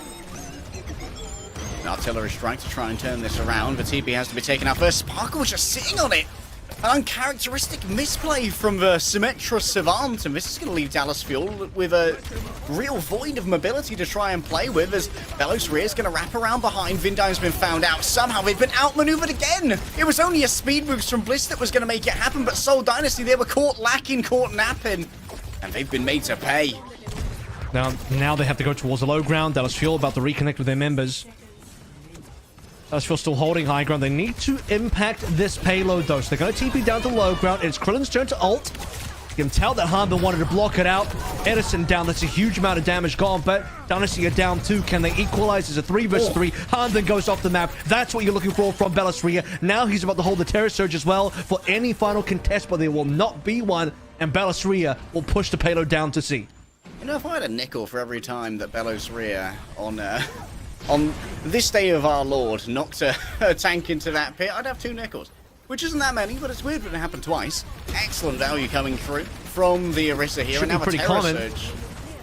You're going to contest there, and its Spare Spin's just going to knock you straight down into the pit. Bliss has to save the day here if Dallas Fuel get into trouble. Belos Rhea isolated now. Still doesn't pop the Fortify. Maintaining composure as Seoul Dynasty all are surviving. Everything that came on forward still down a couple of resources. Belos Rhea catching the business end of the minigun. And going to be catching the business end of Hanben as well. This one is Jova. Alright, last minute. Still plenty to play through. Dallas Fuel, though, they have good ultimates for the end. Oh, they're going to try and push forward again. Krillin's going to be a little bit careful, but likely Fuel aren't going to get too aggressive. They don't have the same choke control power that they would have had with the Junkerman that we saw yesterday, so they're not going to try and just spawn camp the Seoul Dynasty as they were previously. But Dynasty's chance to finish this map is dwindling very quickly now. It'll be window versus window, but the extra sound barrier from Dallas Fuel is going to be the difference maker in that exchange. Sound barrier in the hands of Bliss. But Rocky on this team in a match full of so many legendary veterans, Prophet, Sparkle, Hanbin. Names that have been through the annals of Overwatch history. Out comes the wall. This is going to isolate Belos Ria. It's a line that brings forth the artillery, and Sparkle caught by another javelin. Belos Ria is so good with these. Drag him away. That is a late sound barrier, my guy. It's only 2. Bliss thought he could save the day. All that he was saving was Seoul Dynasty's chances of finishing this one out. Well, Dallas Fuel still have one last respawn, and they're going to get the respawn for the OT ticks, which means it's still quick. They're still going to have members. They're still got about 2 ultimates, and one of them is really good, unless Hanbin cops a spear to the face. So, have to watch out for that one. Can they beat the photon barrier, though? That could be tricky. Hanbin's diving and dodging. Belos Ria low. If they get rid of Belos Ria, then maybe Seoul Dynasty will be caught out. Lots of ultimates. Sunstrike on a couple of members as well, and they're going to do it. They're going to cap in OT, but they confirm it. Oh, it's in OT. But we may well have a series, and this is what we were dreaming of, after all. Easy Han back on form. 9 final blows to Edison's 10, but Edison does have that defensive advantage of being able to often dictate the pace of these plays. Now Dallas Fuel. Can they match this manner of offensive prowess? We know what they can achieve. Oh, wow. Yeah, so he did land the spear. So he did actually get a cancel the flux. Yeah. And then straight away, you thought that punish was enough. It is not. Extra punish coming on through. And you know what? Orisa solo carry. Belos Ria has been doing all play-ins and pretty much all the knockouts as well. That's the exact moment. You want to take the game into your own hands and you want to manifest destiny. Belos Ria will do that for you. The miracle worker of the Seoul Dynasty. Capitalizing as well on some subtle things from the Dallas Fuel. We'll talk about the late sound barrier coming through from Bliss. Sparkle gets sniped by another Belos Ria javelin. And that moment is when Dallas Fuel got to decide, do we 4-man beat now or not? If we don't beat, we should save it and just all reset. If we do, play it while 4 members are alive. Unfortunately, the decision comes in late. Hanbin's dead, and then it's a 3-man beat. Dallas Fuel. I got some conjecture as well to continue our Belos Ria fan club. I think that he extended the I think that he extended the cast of Bliss's sound barrier by actually using the Terror Surge midway through his jump. And that may have given enough time for Hanbin to die. I saw a stun marker come onto Bliss, but I'm not too sure what it was. So something definitely delayed him a little bit. In either case, Belos Ria got the opening pick onto Sparkle, and that's what cascaded Dynasty into a cap. Alright, Seoul Dynasty continuing to leave behind the Iliari. Oh, Belos Ria went so far. Sparkle was happy to try and do the damage, but the rescue effort is good from Seoul Dynasty. Prophet now coming back on towards the Echo. We've seen this every single defense they played so far, but can they stop Edison? It's BAP versus BAP with the immortality fields. Sparkle onto 2, Prophet down. Dallas Fuel, can they get more? 2 supports alive for the Seoul Dynasty. They'll get cleaned up. Yeah, Krillin and Vindime playing on this crossfire doesn't mean they couldn't really help each other, even if they both had angles onto the Dallas Fuel. This is a rather quick take of A, which is going to give a lot of cushioning on the time bank to try and get through the fortress that is B. After we Prophet off angling here as well. Krillin can't afford to do that when Sparkle's TP is right around the corner at any stage to catch him. No ultimates just yet. At least both Vindime and MCD are close enough that windows should be coming through at about the same time.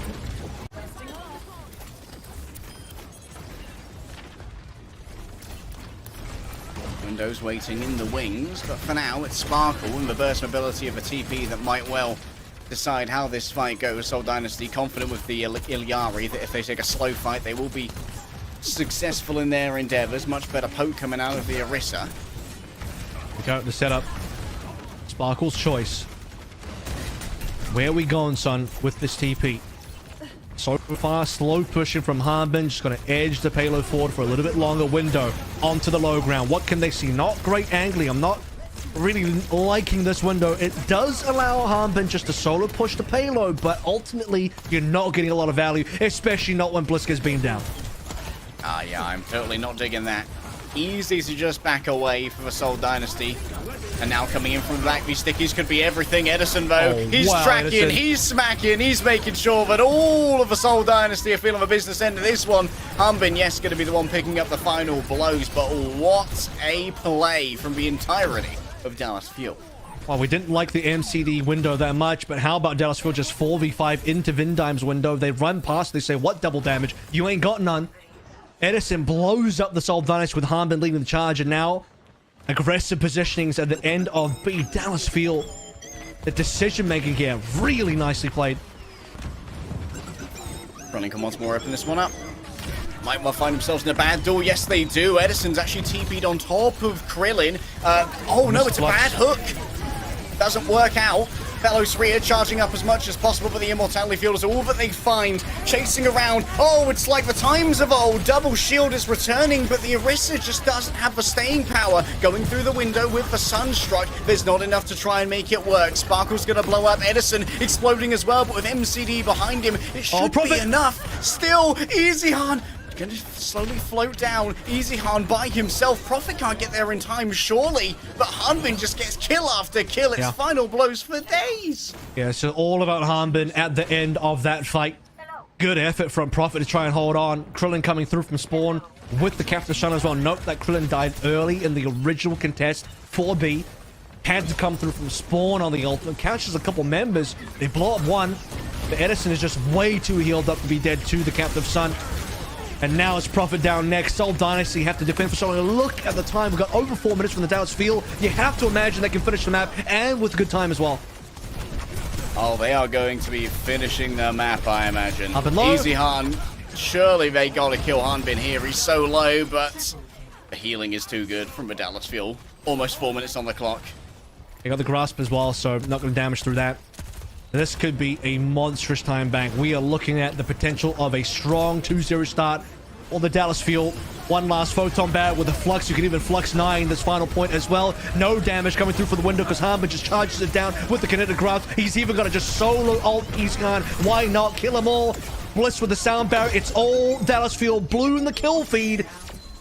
And a giant time bank, 326-0 on the Seoul Dynasty, which means Seoul play for a draw-only scenario. It is nightmare for the Seoul Dynasty.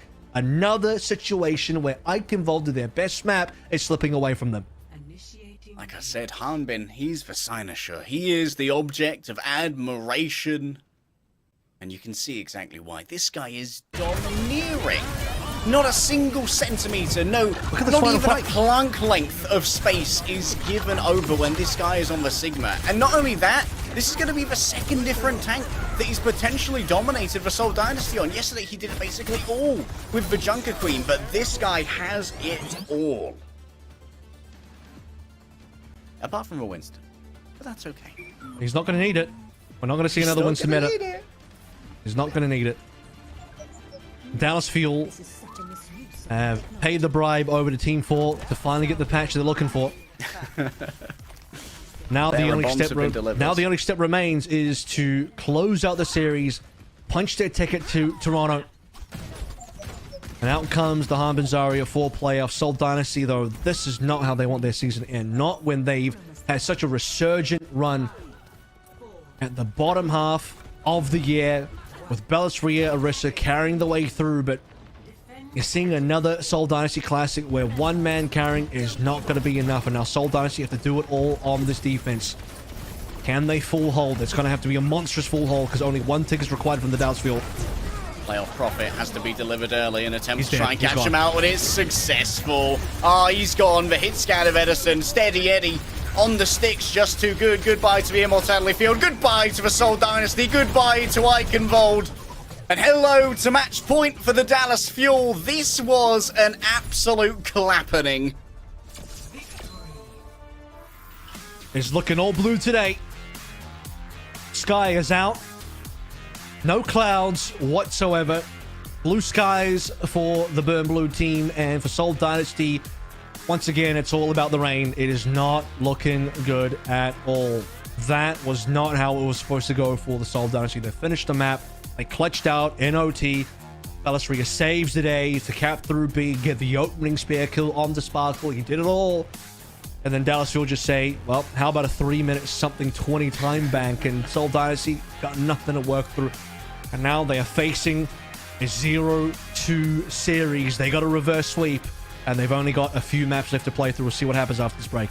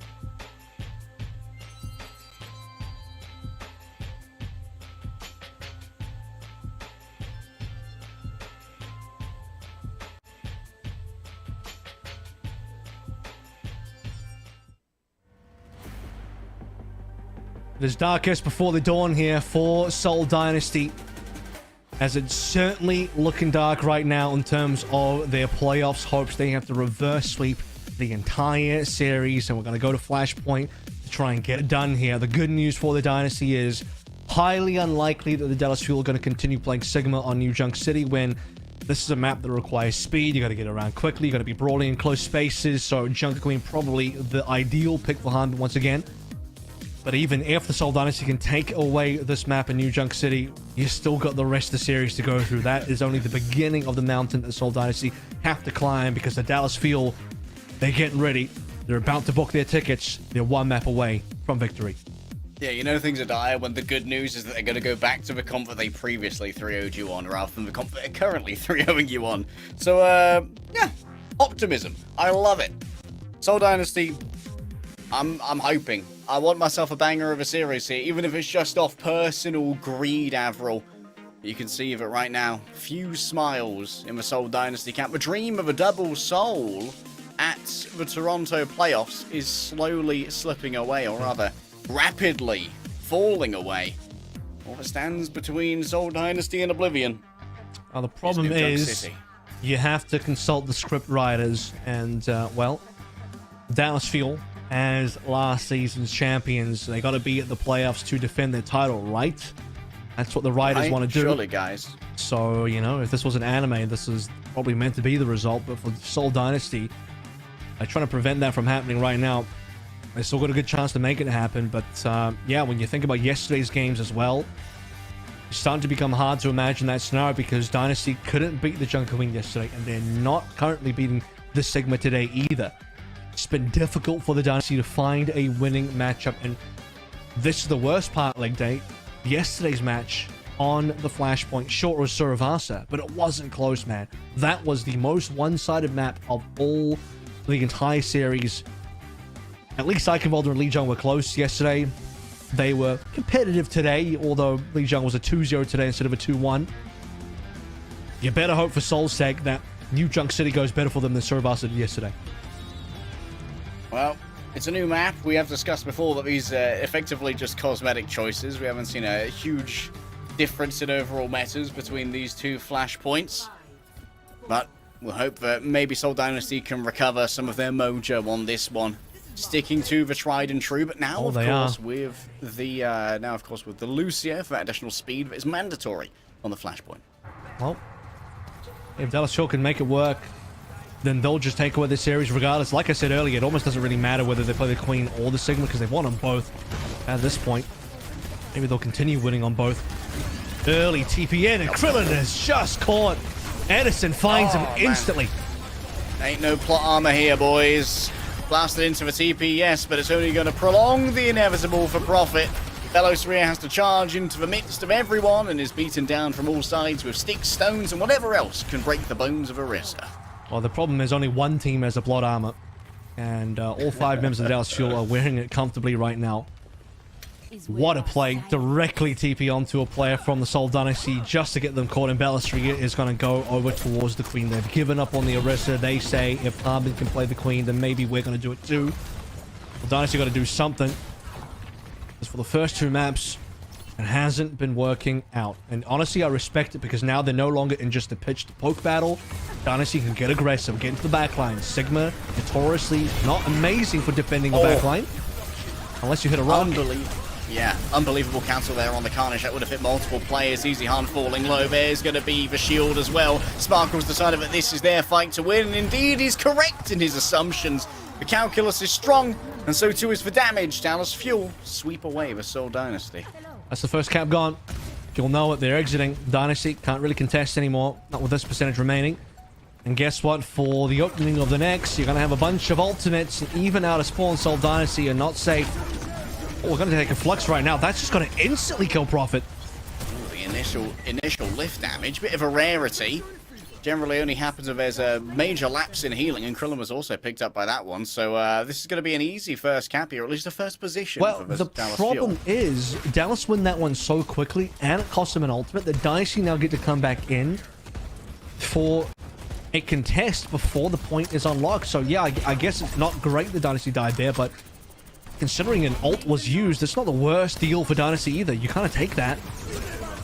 Alright, a battle of the windows, and Bellows Rhea's got nowhere to go but straight to Tartarus.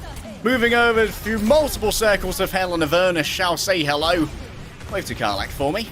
Sparkle. Surely not a turret bomb. That'd be a little bit cheesy. This is anybody's fight still. Not too much damage here. Sparkle is going to be overrun with just the right-click poke. It wasn't enough to try and take down the massive healing that Seoul Dynasty had with both Krillin and Vindime still alive.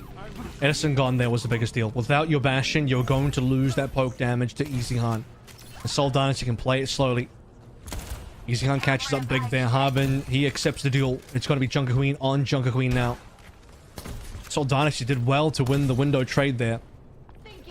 Let's see how much further they can take this. It is going to be Sparkle coming online with the Photon Barrier, but Bellasria has a Rampage. Bliss can block that out with the Sound Barrier. So, ideally, Bellasria is not going to have too much impact here. TP used. Multiple players might well be caught by this. Bliss tries to wall ride away, but it still keeps him within that little puddle of damage. Dallas Fuel, they are just going to have to poke here until Bliss comes back. Surely they're not going to try and play this one without the Sound Barrier. I mean, no, they have to wait, but the problem then is you're going to Final Fight territory. Seoul Dynasty push this one. About to be 80. Vindime's also got an ultimate now, so Dynasty are starting to equalize. What they don't have is a Photon Barrier, and the Photon Barrier is good. Oh, the destruction on that instant. Nice turnaround in midair. Bellows Rhea. Does he have another hero in the pool is the question. The window's going to complicate matters here for the Seoul Dynasty, but it gives Hanbin double damage. And you know the boy do be feasting. You dare to step up to my throne. You'll only collapse from it. You can't handle the weight of the crown. It lies heavy upon my head. And Dallas Fuel had a lot more to play through. The extra window drop from MCD as well to put that damage through. Now Sparkle back on a Genji. Of all heroes, might just want to be coming back quick, but actually the sim was pretty useful, especially for getting Edison around the map. Next fight, though, if you do want to beat the fact that Prophet has a Photon Barrier available, Genji's not a bad look for it. Edison might be in a little bit of trouble here. Wall is going to make things a little bit weird. Still good evasion there of the artillery. Edison drops on down here. Going to be a huge source of damage, but having to dodge away from the double damage of the Eichenwalde Bastion turret form is going to be a touch too much, and this one should go the way of Seoul Dynasty with only remnants of Dallas Fuel remaining. That's a different stat, having both a wall and a window at the same time. Edison can't contest that whatsoever. So Dynasty get to cash in on the successes they had for that Ducks point and the 99-0. We'll lock it out with a return to the point. But as we move through, I mean, we're getting closer and closer to just playing classic Jotes matchup, which does include the Kiriko, which does include the Genji. And Edison, I think, probably should be on the Sojin instead, but he's going to play the Echo, which is not one of his normal heroes. 3 players hit by the Rampage, but Hanbin not in a position to try and finish them off. Not going to be any fatalities from Red either. Sparkle chased down, but it's actually Bellows Rhea, who's surrounded by multiple members of the Dallas Fuel. They collapsed upon the lone tank, and while Sparkle is going to be a victim for it, maybe the damage has already been done. You can't control the space when you've got Hanbin as the single tank in this refinery, ready to claim all and sundry. Dallas Fuel make that one look easy. And now with their somewhat new composition, they're going to get into ultimates as well. They want to get this lead on New Junk City. Not a lot of the Dynasty can work through the moment. They're going to have to play this one slow to get the rest of their ultimates. Photon Barrier will be decent here, but now that there's no Bastion on board, I don't think Dallas Fuel cares much about the Photon Barrier from Prophet as they would have previously. They want to wrap around and get into the back lines.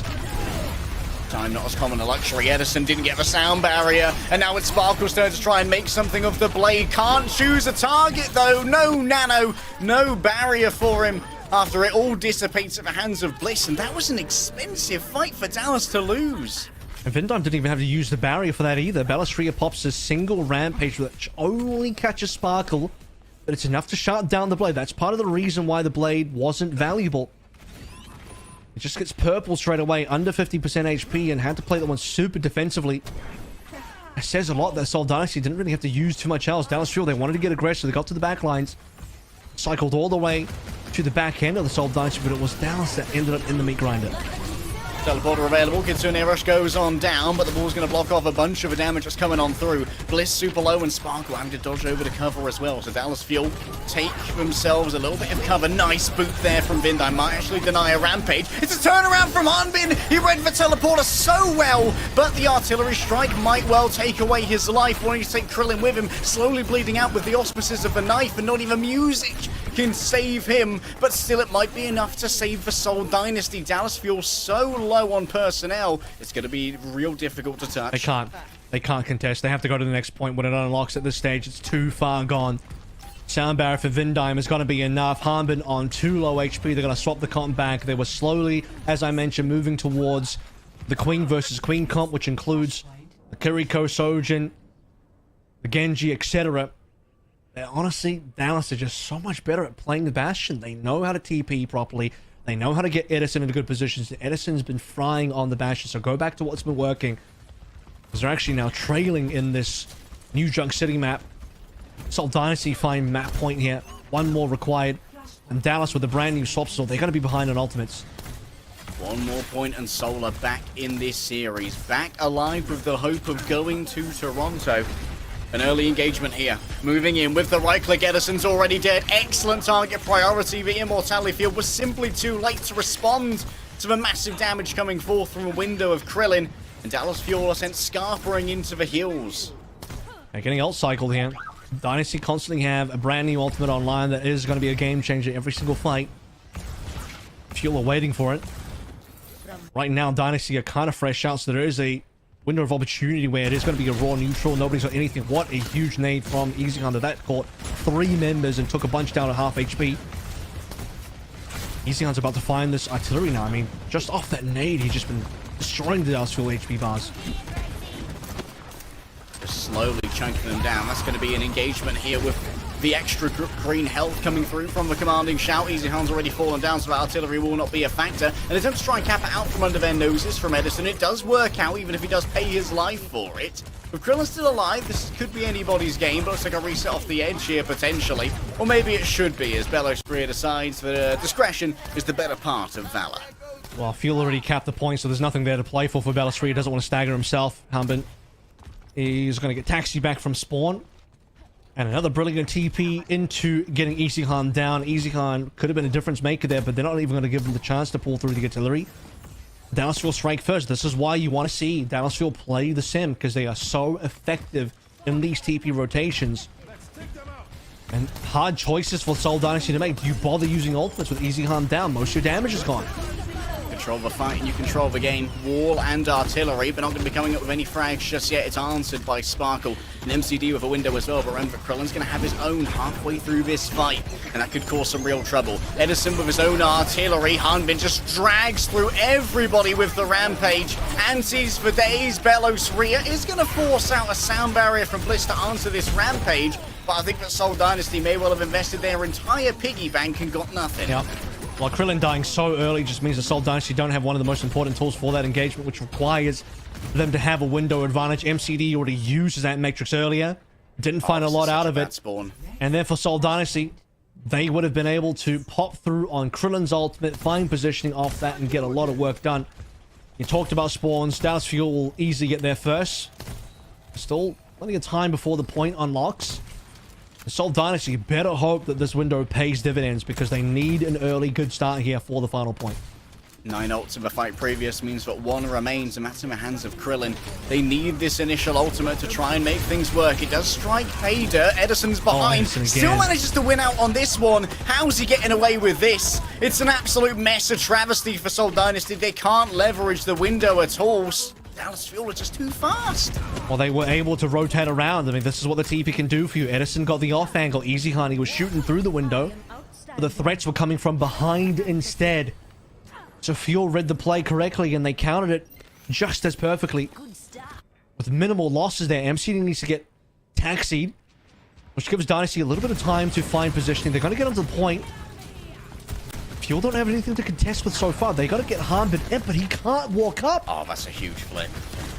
Yeah, Unbelievable flip. Fuel had to... They have to taxi MCD, so they exited the point. Yep, that all came down to a late kill from Bellosaur as well. MCD has returned, and Edison now doing all the damage he wants, and a touch more on top of that. Almost with the artillery. Prophet just sheepishly poking out, making sure those photon orbs hit pay dirt.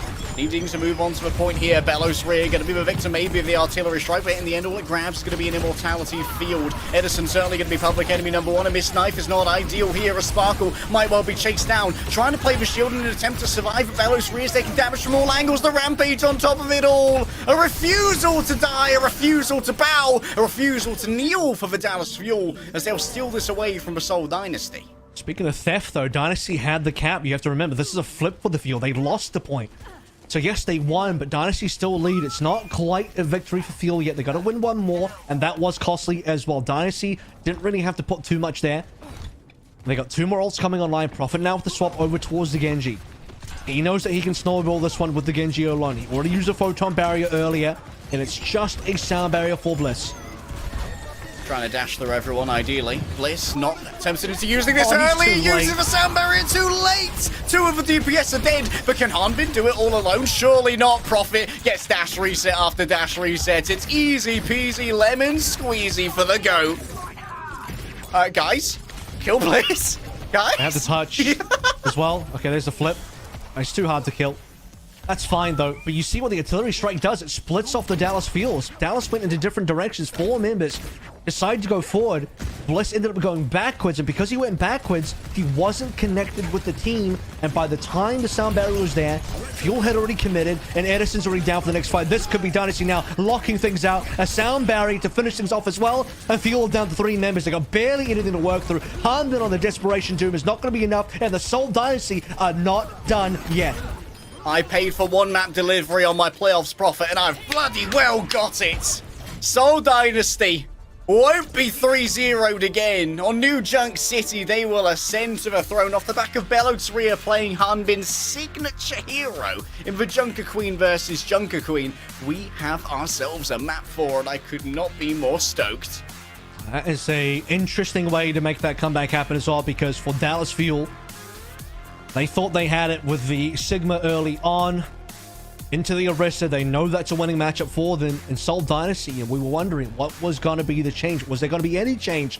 Turns out it was the Junker Queen from Bellosaur instead. No Void required in this matchup. Bellosaur just won the mirror versus Hanbin. Seoul Dynasty are still alive in the series. Let's see if they can win push as well after this break.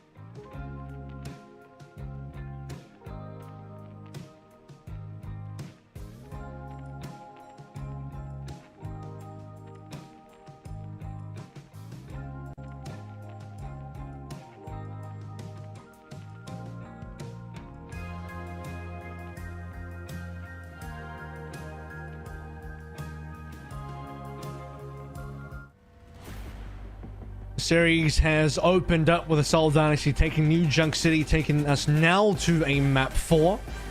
Good to see a push in the Dynasty versus Fuel Series. Didn't get to see that last time. It was a 3-0. Dynasty saying no. Let's start the reverse sweep. Let's get it going. What a legendary time it would be. I ordered Playoffs Prophet. We're not quite there yet, but he has arrived on New Junk City. As he checks out his hair in the mirror. You're looking good, son.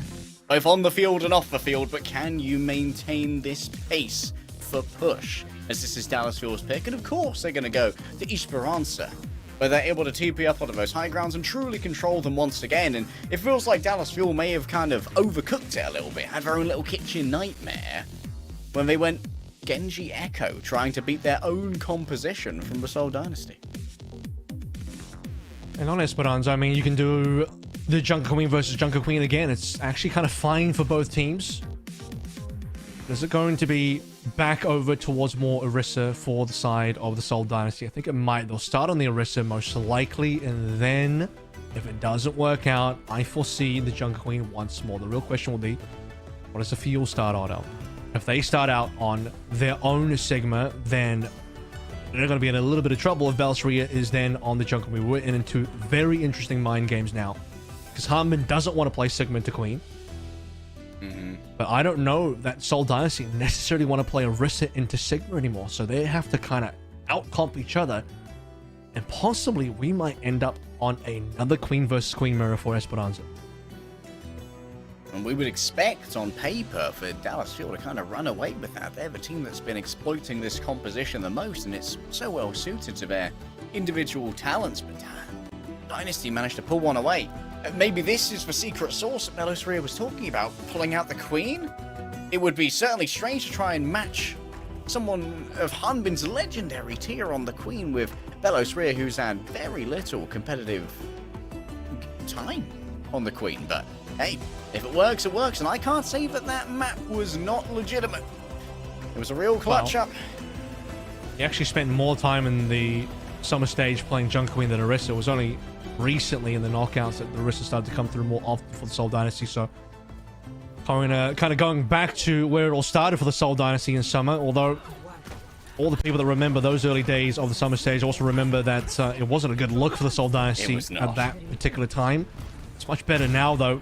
They're going to have to hope that it is much better still, because Fuel know what's up now. Both teams realize, okay, might as well just go with the Queen. If I start Sigma here, I'm at risk of being potentially countered by the Queen soft counter in terms of comp. Belosri also doesn't want to just start on the Orisa, might as well just start on the Queen instead. Opening TV's coming through. Edison looking for easy hunt, he's got him. Check out that combination as well. Taking the knife into someone to stick them, and then taking the TP afterwards to pull them towards the Bastion cannon. That is an absolutely gnarly bit of synergy that Dallas Fuel have got. That's the thing, right? Once you end up in these Queen mirrors, Dallas Fuel should know all the tricks of the trade. This is their specialty. And it's a pure mirror as well, with the Sim and the Bastion, which is, I think, Fuel's preferred way to play this matchup. Although they wouldn't shy away that much from being on Genji or Sojin either. They can certainly do that, and they have shown that in the past. TP to control the high ground. Belosria showing the ground who's boss, going for the Carnage. It's a couple. Remember, that does keep the cooldown low. Pulled in is Edison. That does mean it's easy to overwhelm. What a knife from Belosria, and Bliss is the next one to feel the wrath of Gracie. A bot stolen on the run. Hanbin still doing some guerrilla warfare in the back here, but Easy Han at range should be able to poke them down real easy. A little bit of late damage coming through. Prophet trying to farm up his photon barrier. What's stalled out? Dynasty got to make some movements here. They got to start pushing. Not expecting a flip straight away, but you cannot just allow Fuel to regroup quickly here. You need to be making some early ground. They get on top of you faster than you know. Already behind, that's a beautiful wall there coming through, but still not fast enough to have saved Sparkle, and MCD double damage just evaporates the photon barrier. It may be hard light, but it's softening now. I don't even know that Krillin needed to pop that. The Seoul Dynasty wanted the insurance policy. They had a 5v3, so possibly they could have just saved Krillin's ultimate for another fight, especially to match MCD a little bit later on. It'll be purely Prophet's job to do that now, but Photon Barrier only buys you limited time versus double damage Bastion through the window. It's going to be TP. Waiting for the ultimate. Edison gets a kill straight away.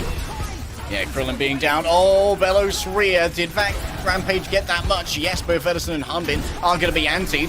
Rampage is trying to escape Belos Rhea. Hunbin was feeling pretty optimistic with that one, my guy. That's an escape tool Rampage if I've seen one. That's a I'm getting the hell out of here Rampage. That's an I'm dipping Rampage, boys. It certainly is, and he might not even make it out, huh? But it's still potentially in dire straits. Low HP, but with Edison to back him up. The rest of the team arriving. Fuel the mate. I think Harmon should have just died. That was not worth an ultimate just to escape. Oh, man must have thought, hey, I could out Junker Queen Belos Rhea, right, guys? Belos Rhea annihilated Fuel in that fight. That was insane, actually. Do be going crazy. Maybe that's the difference maker. It wasn't a good look earlier in the summer stage, but now Vindime and Easyhan have been so well integrated into this. Easyhan chased down by the artillery strike, but good evasion. And still this bot do be moving, and this is going to have disabled a forward spawn for Seoul Dynasty, but they're just thinking about their next fight right here. Looking for the artillery strike. MCD got isolated. Belos Rhea just shakes them down. What happened, boys?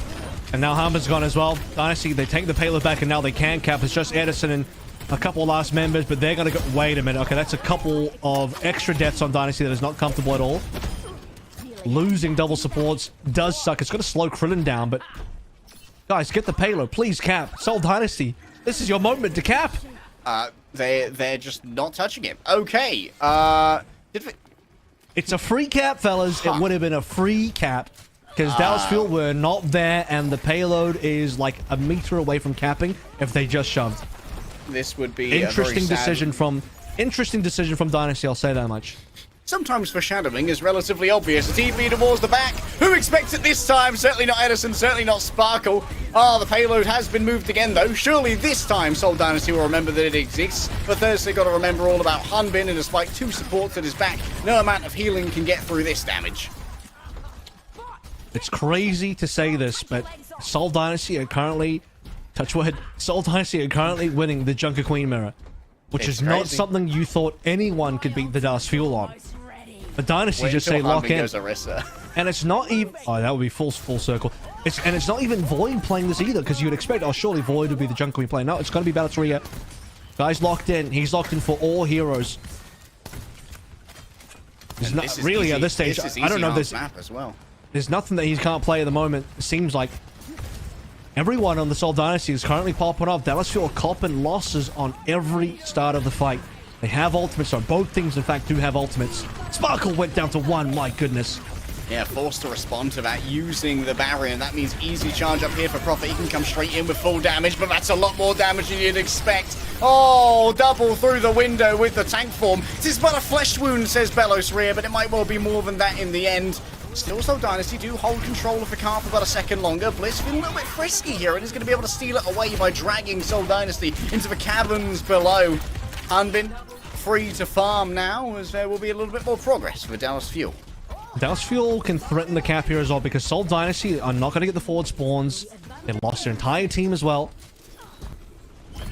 Looking good on the distance here, honestly. Belos Rhea melting was the catalyst for that fight win for Dallas Fuel. Belos Rhea thought he could tank it up. He could walked in, and MCD laid out the trap for him. Edison springs it. Belos Rhea is snatched. An attempt to stop the cap. It is Belos Rhea who moves forward yet again. He wanted to stop the cap, but he's got no friends behind him because he was isolated by Edison's artillery strike. And now Dallas Fuel can strike Payda and get themselves the lead once more. Yep, they'll have the cap, they'll have the flip. And in position now for Dallas to get more. This is the distance that actually counts. Oh, Sparkle picked early. There's no way, my guy. They've been completely outmaneuvered. Artillery strike as well. No one going to be dragged into it by the Junker Queen knife, but the bot do be moving, and that means that Dallas Fuel, they've got to get chasing. Fuel, you gotta start moving. Let's see them schmoves get back to the payload, because it's run away from you.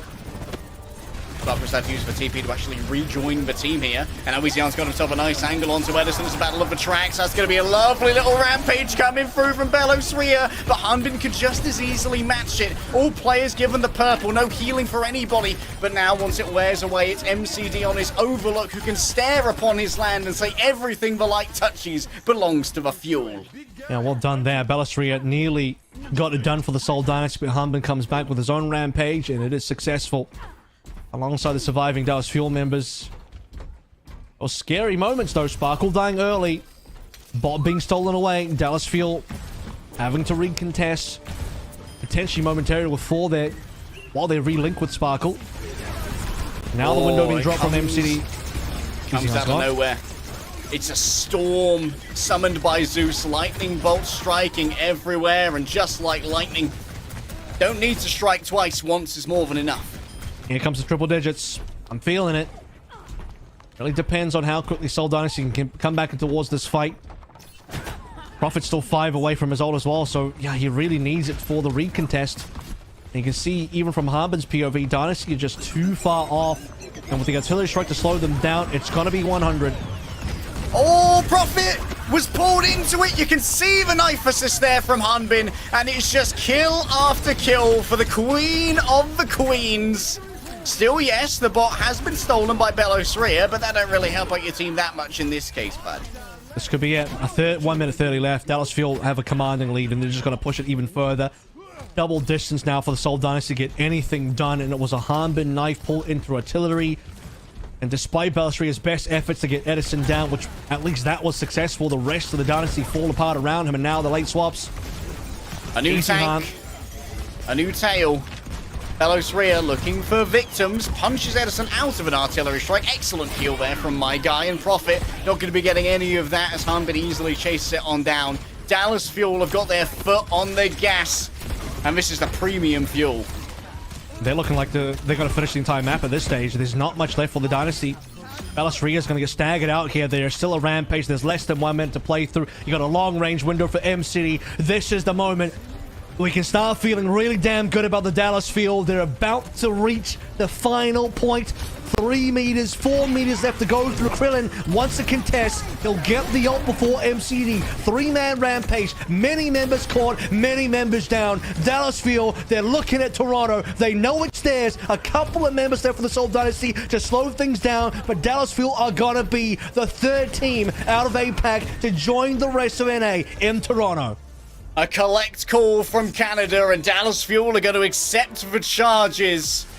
It's such a sad time for the Seoul Dynasty, but Dallas Fuel, as reigning champions, needed to be there to defend their title. And not only that, they are looking forward to a meta shakeup as well. They dream of a Zarya meta. They dream of the bubble bath in which Hanbin can soak his DPS. Edison can return to the Reaper. Sparkle can return to the Genji. And Dallas Fuel can potentially once again ascend those gilded steps to the heavy throne where they sat once before. Something sold to the earth. 3-1 Overwatch, never doubted. As I'm sure the Dallas Fuel fans started to feel a little bit frisky when the Junker Queen matchup wasn't going well for them, but the later the map went, the better it got for the Fuel. And the Dallas Fuel will deliver in the plains. You felt like they were strong enough to do it in the knockouts. They were disappointed by their 2 losses to the Hangzhou Spark, but they return with ease in 2 wins versus the Seoul Dynasty, and the man that got it done has been Hanbin. Always been, always will be. The king of the queens. Hanbin took up the torch of taking that mirror and decided to run with it, but also today excelling on the Sigma. We haven't even seen any Zarya yet, but that's what we've come to expect. When it comes to these off-tanks, Hanbin is second to none. And in this lobby, the same can be said. Player of the match so many times it feels like.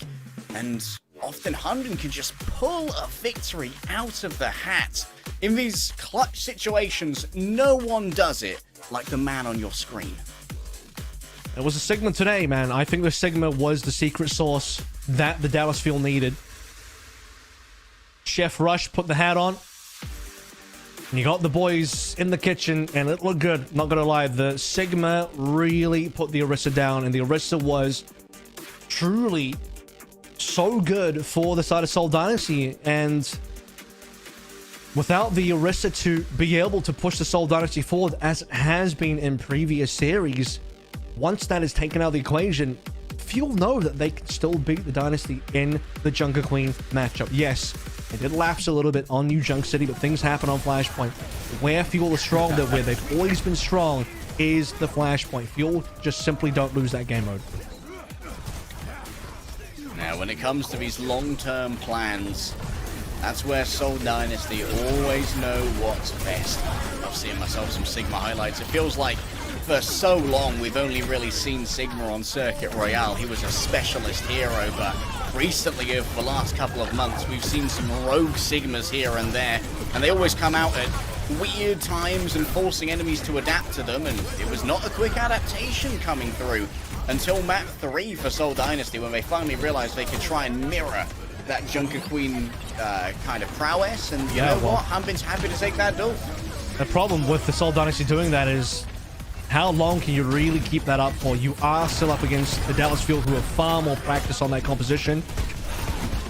And unfortunately, one map was all it was going to last. It was a good effort, man.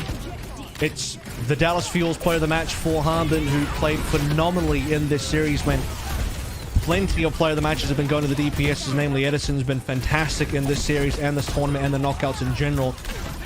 But if there was an award for play-ins MVP, is that a real thing? Pelletry has been phenomenal as well. Really need to give that guy a shout out. Hanbin got it done today. But part of the only reason that Seoul Dynasty have even been competitive at this late stage in the tournament is because of the Orisa. But not good enough to beat the Sigma, not good enough to beat Hanbin, not good enough to beat the Dallas Fuel, who, as discussed, as celebrated, will be our third and final team from the East, joining the North in the playoffs. So let's go ahead and get the interview. 안녕하세요, 스파클 선수. Hello, Sparkle. 네, 플레이 Hello, hello. 마지막 매치를 마침내 이겨내면서 플레이오프에 진출하셨습니다. 델러스 퓨얼 정말 감회가 남다르실 것 같은데요. 승리 You have 소감 먼저 overcome the final 부탁드릴게요. hurdle and Dallas punched their ticket to playoffs. How do you feel? 어제 경기를 해보면서 약간 힘의 차이가 느껴져가지고 오늘 이길 거라는 확신은 있었는데 그래도 생각보다 힘들게 이겨가지고 After the match 힘드네요. yesterday, we definitely thought that we were at the higher power level and we thought we were very confident to win. However, today's match was a little bit more difficult than I anticipated, so I'm really happy that we got the win in the end. 말씀을 하셨는데 오늘 가장 힘들었던 부분이 뭘까요? So you did say today was a bit of a struggle. What was the most difficult part of today? 오리사 조합은 저희가 쉽게 이겼는데 그 3세트부터 갑자기 저희랑 똑같은 조합을 가져오면서 템포를 좀 많이 빠르게 가져와가지고 So 저희 previously, 조금 the Dynasty played a predominantly Orisa comp. After starting from map 3, they started to mirror our composition and play with a lot faster tempo. So I think we struggled a little bit to 그래서 그럼에도 counter 불구하고 that. 굉장히 잘 흘려내면서 좋은 매치까지 이끌어내셨는데 오늘 델러스에서 트레이드 마크라고 볼 수 있는 퀸 말고도 시그마를 기용하는 비율이 굉장히 높았습니다. 이게 혹시 조합의 유연성이 높아진 So 걸까요? we also 아니면 saw a little bit of the Sigma instead 숨겨왔다가 of the 중요한 경기 usual 때 Junker 딱 Queen 보여주신 composition 걸까요? today. Was this like a calculated thing or a pre-prepared thing? 저희도 나름대로 좀 준비를 하던 픽이긴 했는데 원래 시그마가 오리사 상대로 좀 좋은 픽이어서 이제 어제 그때 한빈이가 퀸을 하면서 이제 벨로스레아 선수한테 맨날 사륙이 끊겨가지고 너무 화난 나머지 저희가 시그마를 하라고 시켰습니다. So this was a little bit pre-prepared because we knew from a previous practice that Sigma was a good pick against the Orisa. Yesterday's match, Hanbin was kind of mad that his rampages were getting interrupted by the side of Dynasty. So we were just like, oh, just scrap that. We'll just play the Sigma if that doesn't work out. PTSD 와가지고 학창시절 생각나가지고 게임을 못하겠고요.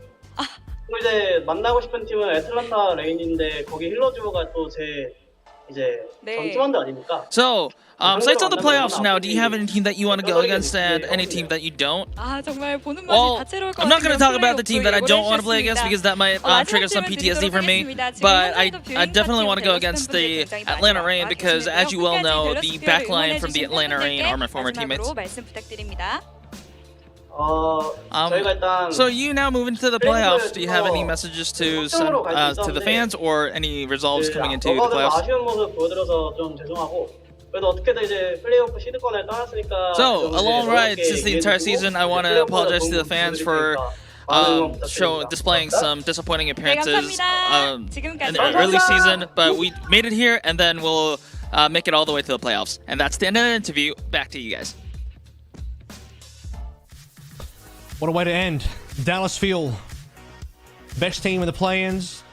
The only team that could even attempt to match them was the Seoul Dynasty, but only one map out of 2 series, a 6-1 combined map score that Dallas Fuel had. And if you want to include the other games that Dallas played as well, because at Shanghai, I mean, 9-1, that's a pretty impressive record for play-ins for the Dallas Fuel. And you said it a couple of times through the match, it's not how your season starts, which for Dallas Fuel was not pretty. It's how it finishes. And as we head over to our playoffs in Toronto, 9-1 for Dallas Fuel are finishing strong, and they may only get stronger as our patch changes as well. Still, commiserations to the Seoul Dynasty. Their 2023 season is over. It's another missed playoffs for Profit. But for Dallas Fuel, they could hardly let that throne sit vacant when they need to defend it. And there it is, the 3 teams, Spark, Infernal, Fuel, in the order they qualified as well. Spark got there first with their dominant victory over the Dallas Fuel. And the second time the Spark played Fuel was just for brownie points, but Hangzhou were feeling hungry that day, so they got that as well. They got the qualification and then some. Seoul Infernal then got there through the good graces of the Seoul Dynasty, who actually won Bracket B, by the way, and knocking the O2 Blast out is what catapulted the Seoul Infernal into the playoffs. So maybe a little silver lining for the Dynasty fans. There will be one Seoul team at the playoffs, and possibly still an opportunity for you to swap sides to the other Seoul team right now, as these are the teams going, with Dallas securing it today in a brilliant series. 3-1 versus the Seoul Dynasty. Salt of the Earth gameplay once again. Harbin getting the player of the match. And what a time to make it as well, as, you know, we have the imminent patch change coming on M. Dallas Fuel seem like they're primed, they're pumped for it. It's definitely going to be something that's going to be strong for them. So everything is coming up big for Dallas Fuel all at the right time of the year. Yeah, I'm just glad that it wasn't a 3-0 again. It was so cool to see some life come in that Flashpoint map, taking it all the way to 5. I was on the edge of my seat, as were so many Seoul fans. And like you said, for fans of Seoul home teams, they can still transfer over to Inferno. Make sure to get your paperwork in early, because that's obviously going to be a pretty jam-packed transfer there between those 2 teams. And I do wonder how our other teams are going to move on in that bracket as well. Hopefully, for the Dallas Fuel, we won't have to face the Hangzhou Spark too early in that bracket. It might be able to face some West teams first, so we can see how APAC stacks up after mid-season madness wasn't the greatest showing from our region. It's fine. I don't know what people are talking about. People are way too reading into of particular results. It is what it is. Yeah, it's been a good run on the show, honestly. This is the last broadcast for East until we head over to playoffs, where all the teams will be combined. So it's been a ride, man. It's just been a fantastic year again, where the first time we got to integrate contenders teams, that was a milestone. Yeah. Finally get to see the best of, you know, of the contender squads coming through. Finally get to see O2 Blast take on the Overwatch League teams, which has been something that, you know, you hear about the rumors behind the scenes, you hear about the scrim results, you hear about how damn good O2 Blast, you see them dominating contenders' career, and to finally see them actually come in, play the Overwatch League teams, beat them, not only them, but the other contenders teams as well, play so well, as you expect they do. Plenty of the contenders teams actually is filled to the brim with ex-Overwatch League players. Yeah, it's been a milestone year, that's for sure, in the East. Yeah, the Reddit conjecture was finally satisfied. It was amazing watching the stories of teams like Dreamers and O2 Blast come so tantalizingly close to making it to our playoffs. Although it was indeed Seoul Dynasty who managed to scupper the hopes of O2 Blast. But hey, if they couldn't beat Seoul Dynasty, they certainly wouldn't have beat the Dallas Fuel, it would seem. And yeah, getting that integration between Tier 2 and Overwatch League has certainly been a goal for many people around the East for a while, and it's been an absolute honor to be able to show off some of the journeys of these players, as well as advertise them in a wider bracket. There's a reason why so many players from the successful Tier 2 teams got picked up early. You think about, say, Easy getting taken to the Seoul Dynasty. He came from Dreamers. Spectra on Toronto Defiant at the moment. He came from Dreamers as well. And maybe without this much of a showcase of the sort of in vitro skills of these players in officials, that would not have happened. So I think that it was a huge leap forward for a lot of tier 2 players to be able to play in this ecosystem. Yeah, and big shout out to the production side of this as well. All the games that we saw live in the WDG arena, all the audience members that came in to watch any of the live games. We had some fantastic moments all throughout the year. Various hype matchups and rivalries were played on LAN. Shout out to all of the casters that have been here on the East. Unknown and Evelyn for translating. You all know who you are. interviews. Unknown Evelyn for translating. All the multiple people that have been involved in the East production and broadcast this year. You've all done a great job, and all the best for 2024. I'm sure it'll be a bright future for Overwatch esports in the future, no matter what form it takes. But we still have the NA broadcast tomorrow, and then following that is going to be playoffs in Toronto. So book your tickets. I want to see you there. We'll see you later. It's been fun.